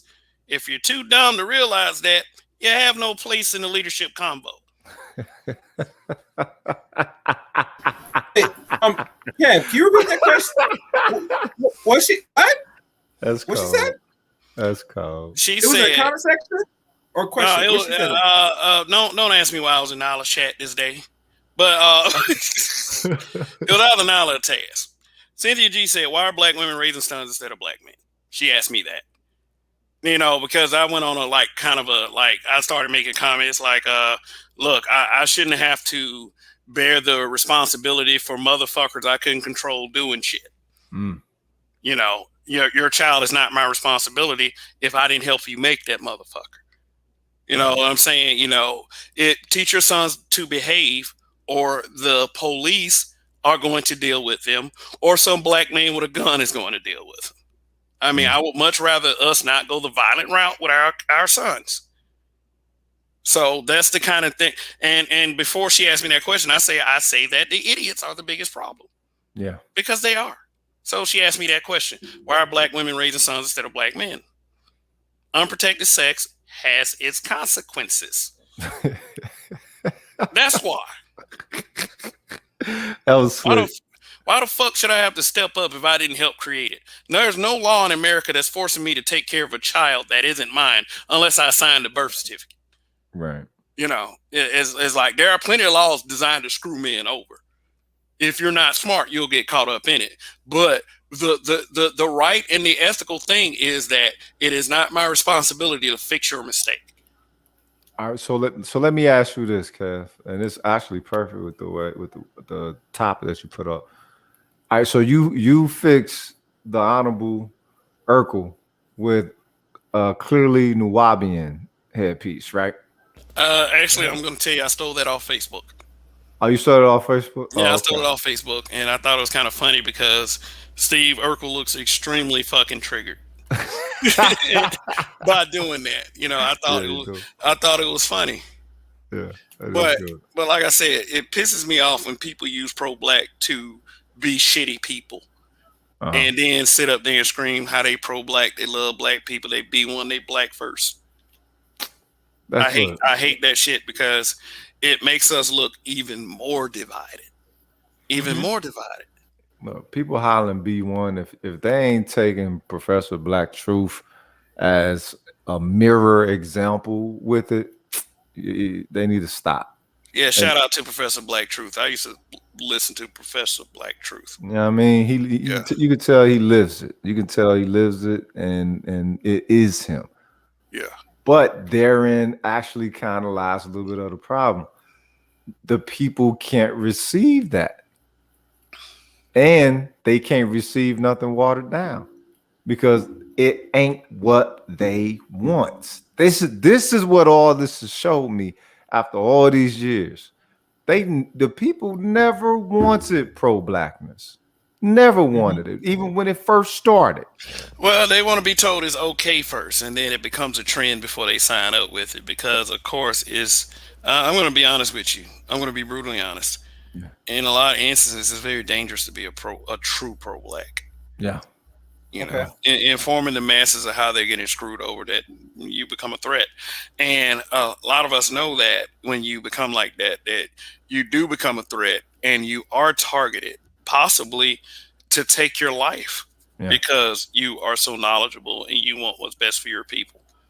And a lot of our people are afraid of that shit. So instead of, just flat out saying, I'm afraid to die, they treat you like you're fucking crazy. They gaslight you. They call you militant. Yep. Facts. Yep. You're militant. And it's like, nah, I'm just thinking like a human. That's all it is. I'm thinking like a human. Age, man, because a lot of people become real bitches. and what they're actually saying is, I'm afraid to end up like Martin Luther King. Mm-hmm. That's what they're saying. I'm afraid that in a lot of instances they say, I'm afraid for you to end up like Martin Luther King, but they can't say it like that. Right. They got to make you look like you're crazy. They gotta make sure they kill your black spirit as much as they can, and then mold it into something that they want to see. Yeah. Like mold it into something that they wish to offer, or mold it into something that's just nothing but a cover job for the stupidity. Like, oh my God, you can't talk about WAP. You can't talk about Megan Thee Stallion. Megan Thee Stallion is she's a woman, a black woman. Or you can't watch Birth of a Nation, but you gotta watch Harriet. Stuff like that. I still ain't watched that Harriet shit. Dude, I watched Harriet on bootleg, and I'm sorry, I paid $5 for that shit. God. Look, it's kind of cool nowadays. You can get a pretty. To be honest, I can see why no black woman played one role because it was so. Let me tell you something. The only good part about that film is Cynthia Erivo made the cutest little Harriet Tubman I've ever seen. But that is it.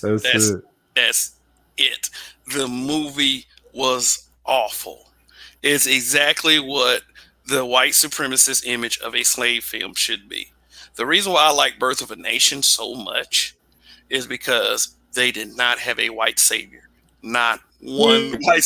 Even the one that seemed kind of good, he was a piece of shit as well. I haven't seen that one because I was scared it was going to short me on the gore. So, no. It's Birth of a Nation is gory.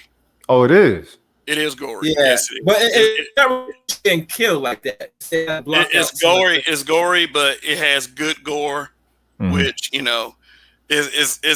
has a lot of what you always wanted to see in a slave film. You wanted to see them bastards slaughtered. Oh yeah. Okay, so it's got that. Yeah, it's got satisfying death in it, and that's it has a lot of things that'll hit you right in the chest about slavery. Because right before I watched Birth of a Nation, I took a class on early American history. Right. And we talked about slave practices and the books you can find them in, and I'm just gonna like, yeah, it was it made me feel that way. Yeah. And they showed one of the practices in the movie Birth of a Nation. Okay. Like how brutal they treated black slaves. Yeah. And Nate Parker wanted to give you the image that it was this bad. Have either one of you seen Goodbye, Uncle Tom? I have. I haven't. I have. I haven't. But please explain to me the gravity of it, and why. I mean, just after. Let me read the super chat first. Black Warrior Spirit, thank you for the super chat. Problem with many modern day pro-black groups is they don't operate from a position of power. Power or true empowerment of blacks. Mm-hmm.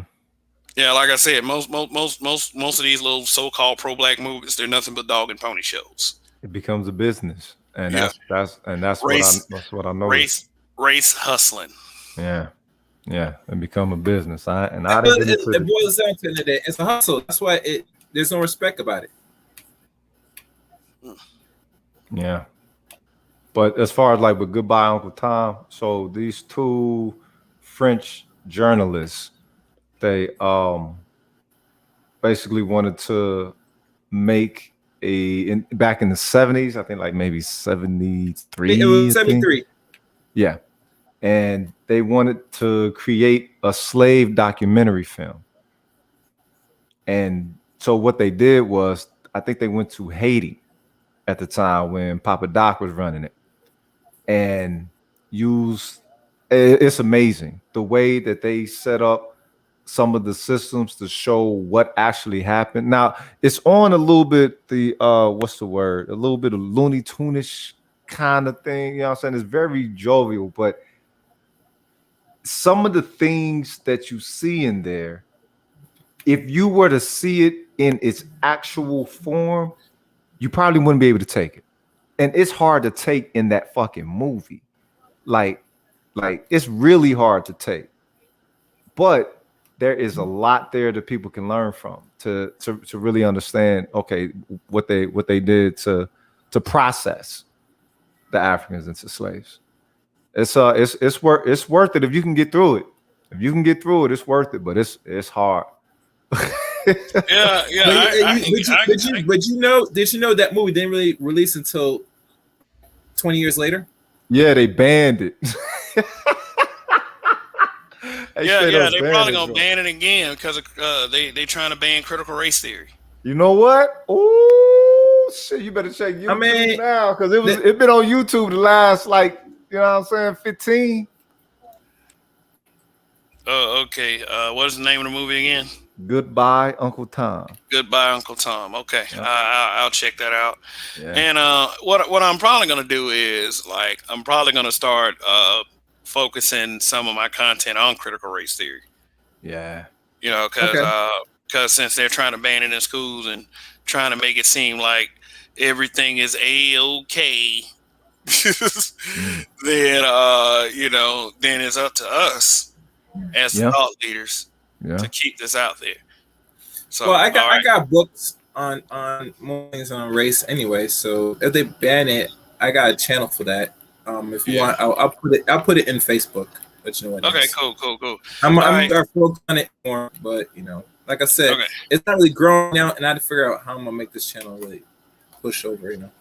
Yeah, Sun is hot, Rob. B1 nowadays. Protect and shield me from the consequences of my wrongdoings, no matter what. Thank you for the super chat. Sun is hot, Rob. I could play that game all night. B1 nowadays equal take care of somebody else's kid. B1 nowadays equal don't put any standards in black fatherhood. Just get pregnant by anyone.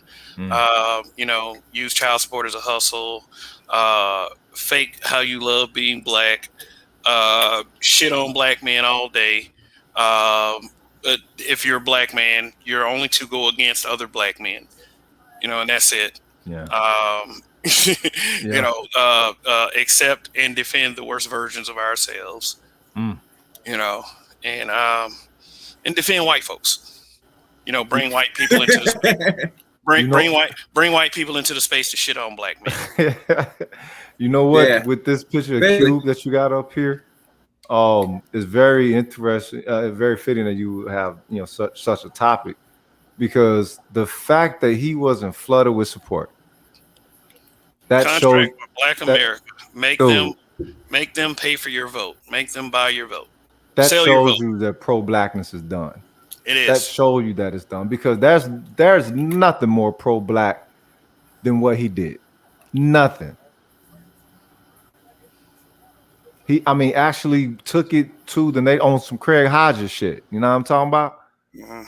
Took it to the leader of the nation, and had the talks, had to sit down, and still didn't. I mean, shit, if this was 40 years ago, he'll be up there with Martin Luther King and everybody. But no, he's just a rapper. Oh, he's just Ice Cube. You motherfuckers, really? Do y'all? I mean, again, I say it all the time.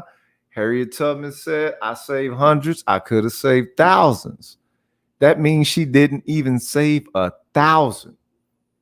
So that means there was thousands of motherfuckers left who had no issue with how shit was going on, of the breeding mindset that they instilled in the niggas back then.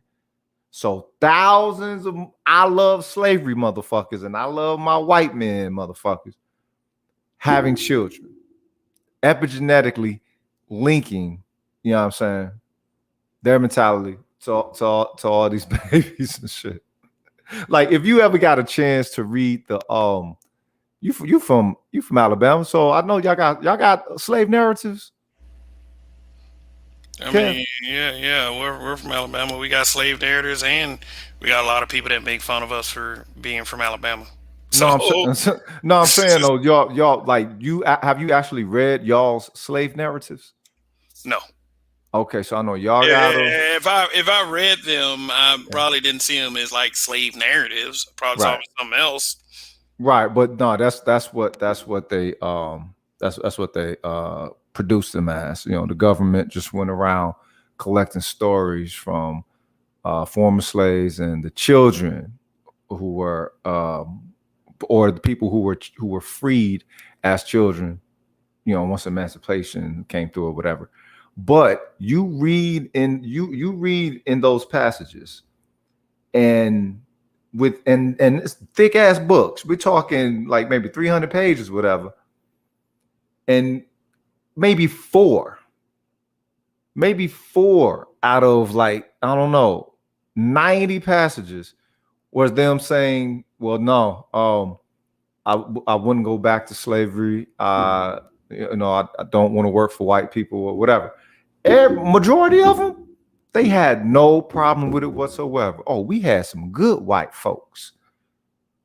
And then they can tell you the name of every single motherfucker who, you know what I'm saying, who in the family. Oh, he was a good white man, and yeah, we lived like dogs and hogs. So how the fuck was they good then? What was the goodness out of all that? And then these people will be old. We talking like 70s and 80s, still saying I could still do some good work.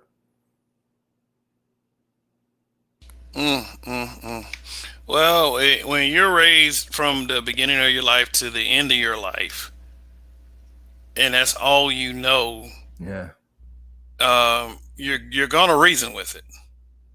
And it's a very sad thing. But just think about it. If you were just raised to be a slave, to be subjugated at all times, what good do you know for real? Yeah. Wow. You know what? I think I got one of them joints here. Hold on, I'm gonna mute up. Let me see if I can find that. Get on my Rael shit. Yeah. Oh yeah. Because Rael, he that's his area. But yeah, man, read something. Educate the masses. Let's talk about this.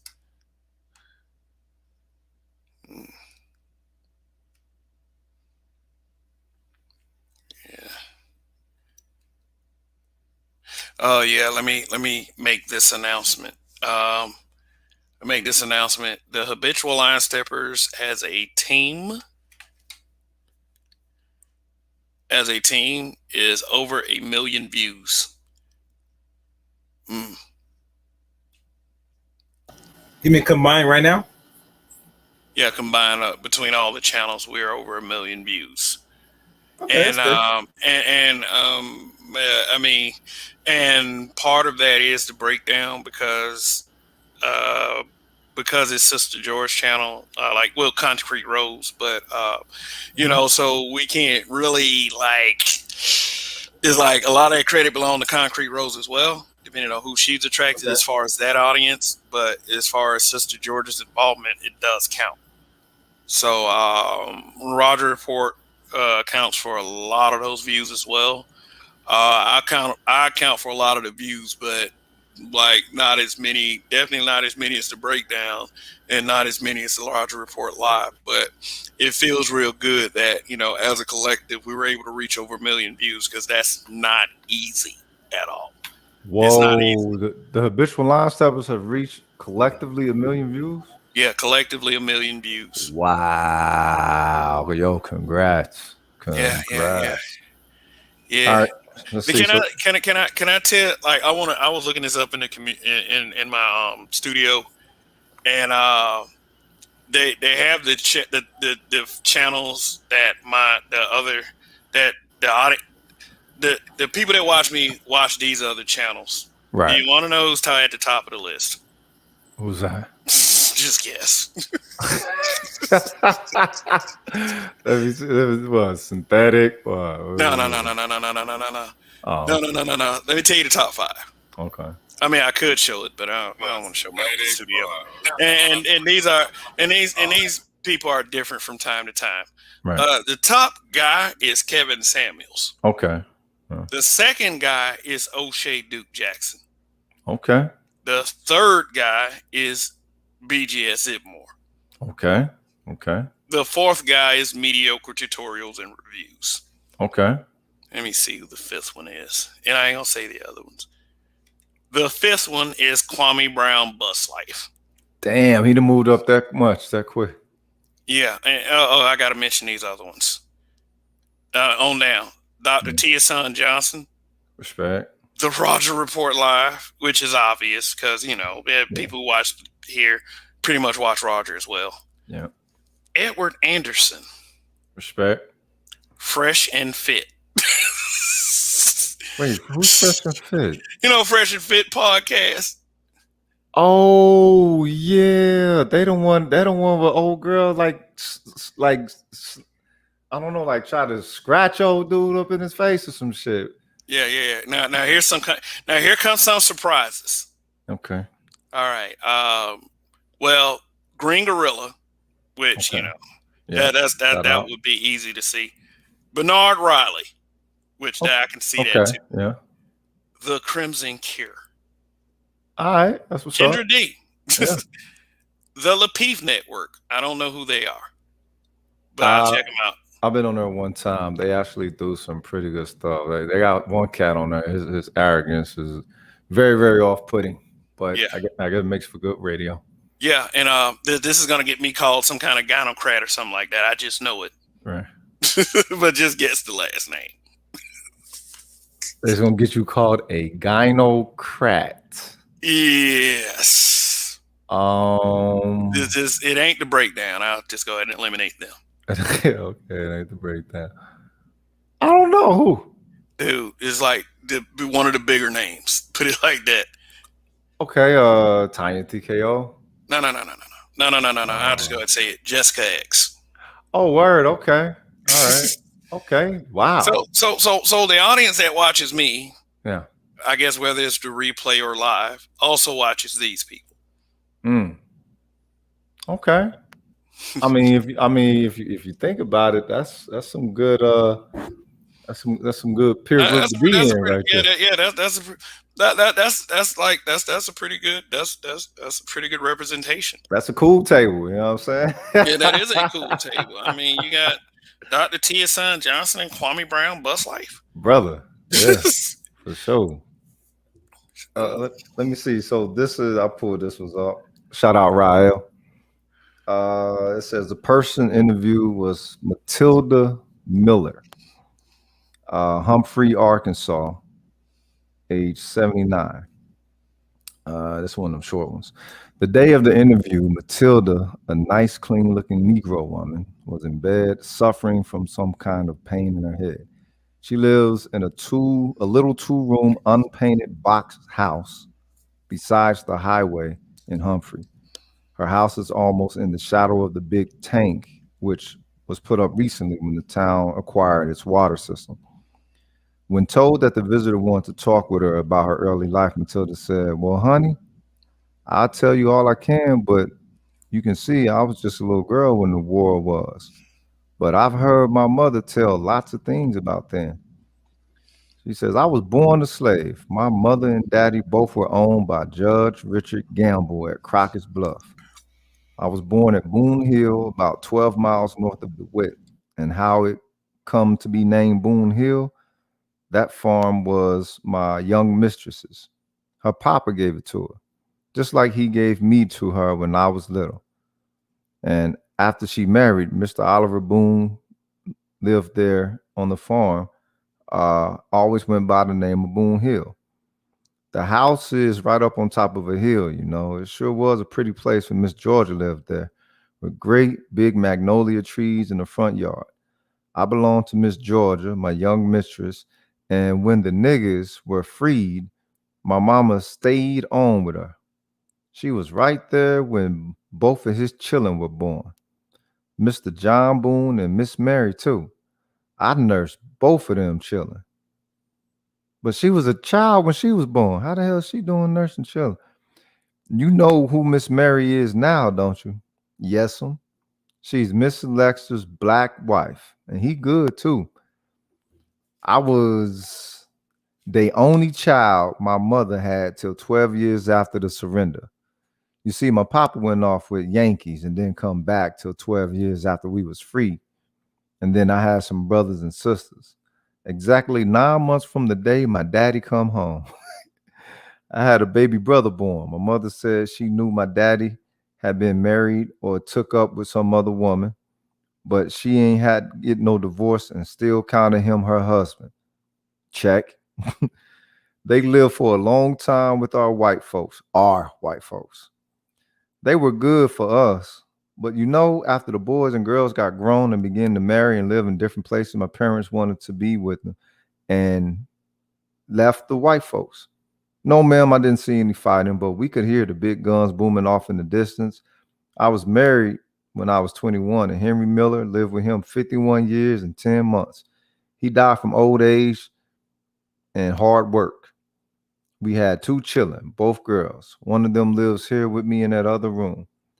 Mama said the Yankees told the Negroes when they got them freed that they give them a mule and a farm and maybe a part of the plantation they've been working for on their white folks. She thought they told them that just to make them dissatisfied and get them more of them to join up with them. And they were dressed in them pretty blue clothes and had white folks give them nice horses, and that made lots of Negro men go with them. None of them ever got anything, but that's what the white folks give them. Just lots and lots of them never come back after the war because the Yankees put them in front where the shooting was and it was killed.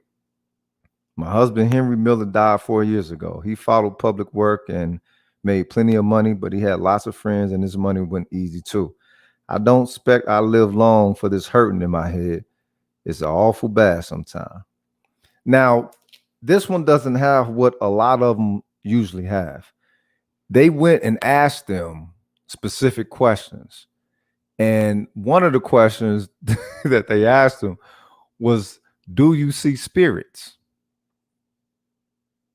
A lot of them back then, they were reported being able to see spirits. And the ones who did, but say that, okay, well, I'm a Christian, so I don't really get down with seeing spirits. I guess that was just some, you know what I'm saying, something back then. Maybe we had, had that element to our living, but you can see here, they stayed on. Soon as, and you said it. If that's all that they've known, they're going to find some way to be comfortable with it. uncomfortable with freedom. That's crazy.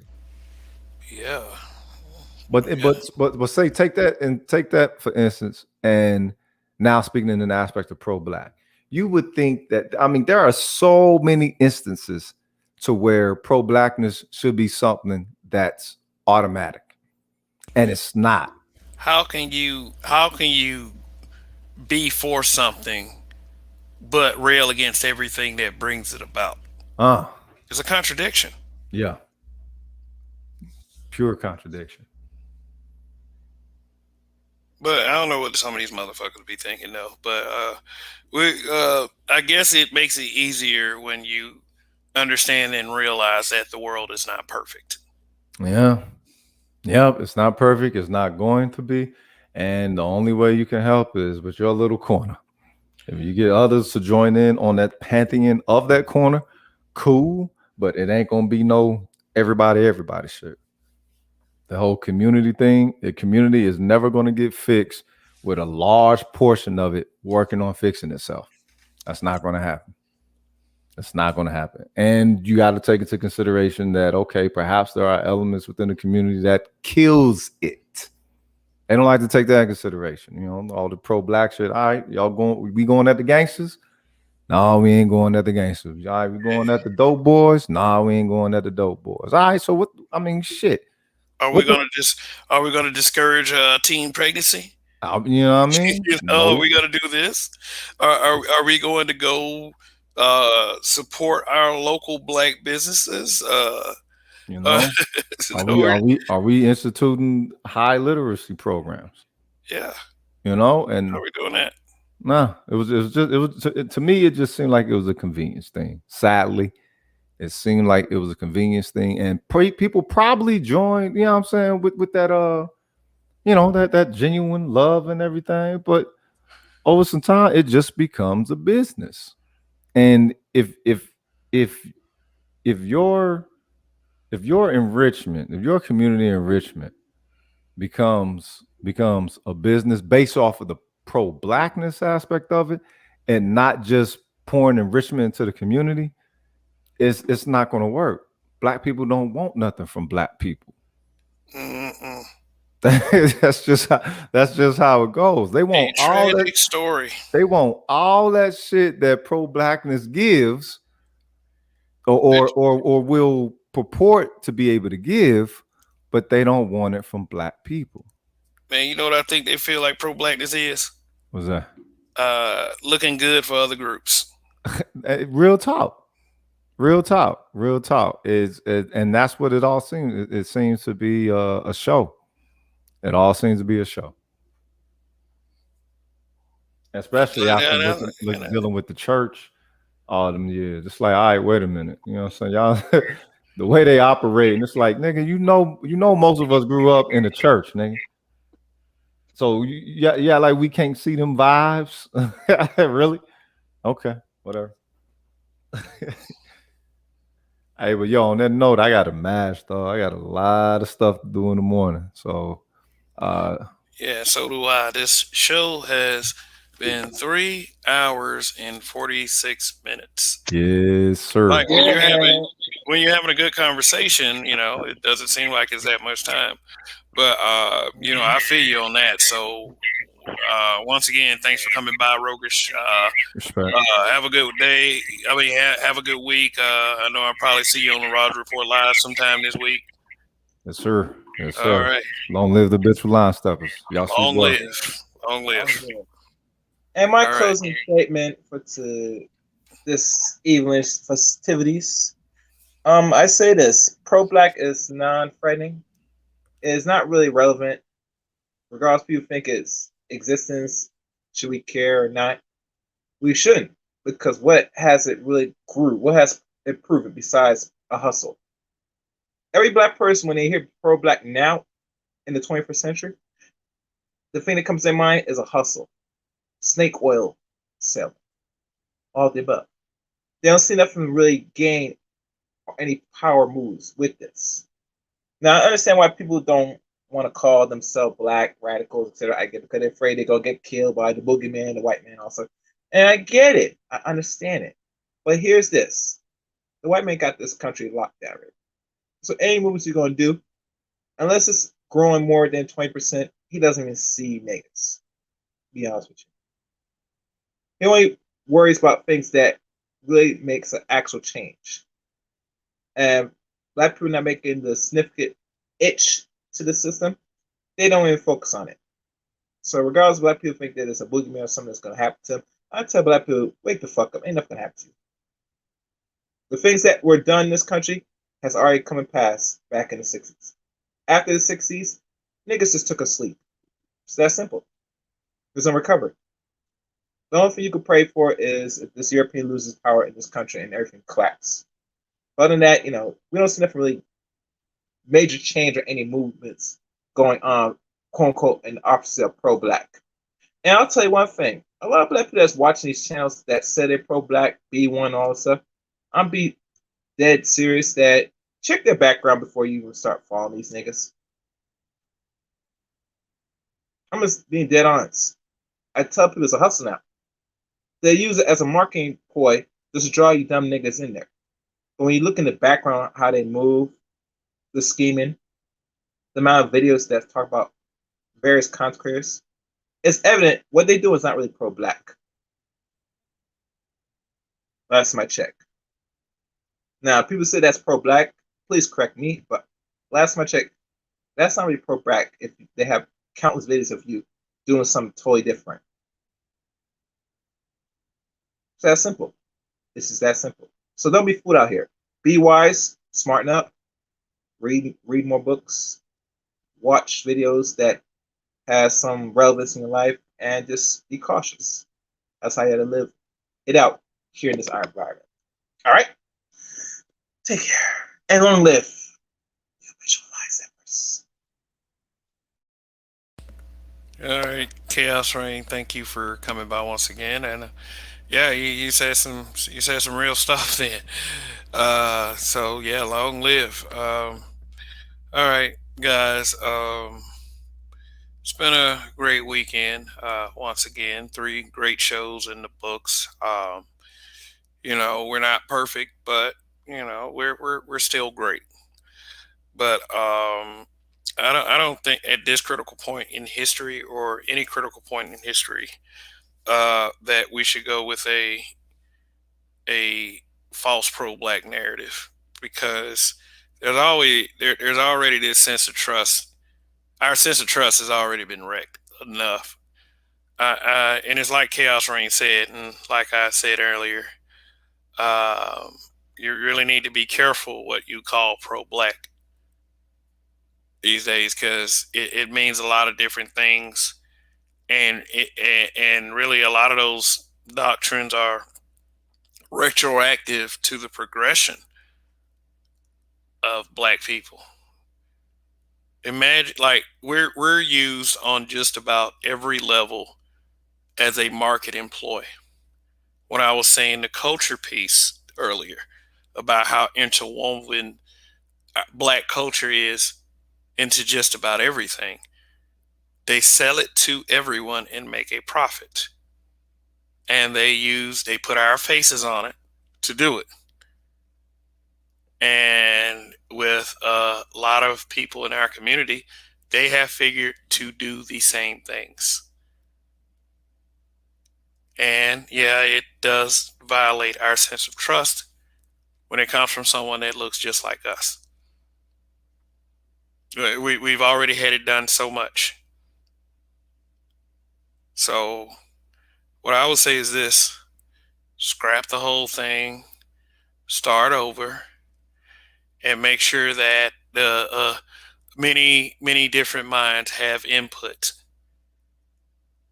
It's like putting a bunch of numbers and variables into a calculator, and then when you hit that equal sign, there's your answer. This is probably how we're going to have to treat this. Because coming out here saying blackity black, I'm black, y'all, and then all of your actions and the things that you actually push sounds so much different than something that is great for black people. doesn't mean that you exclude other cultures and other resources, because we don't have a strong enough foundation in our resources to just pull from just us. And the reason why I bring that up is because a lot of that is thrown on black men. The fact that, we don't have resources that the collective of blacks can pull from. But at the same time, we don't see our part in why that did not happen. We'll rather sit there and point the finger, but then expect these same guys to sign up with something just because it's black or black folks are supposed to do it. Like voting Democrat and railing for every group that the TV says rail for. And none of it ever seems to be for the betterment and the forward progression of our people. It's gotten so bad to the point where many just want to give it up.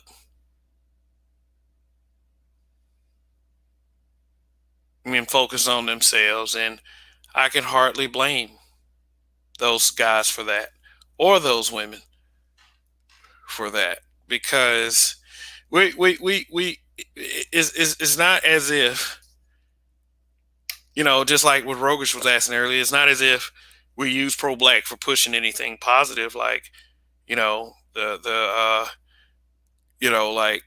forcing bad elements out of our community, such as drug dealers and killers and just teen pregnancy and drugs and things that have been destroying our community for the longest. Pro-blackness isn't there to fix that. Is used as a, like we were saying, a hustle. It's just like when we say there's money in the medicine, not the cure. If everyone watching can follow me at this point. But shit, it's getting hard to follow myself. That means I need to go ahead and go to sleep. So yeah, I know that sounded a little off, but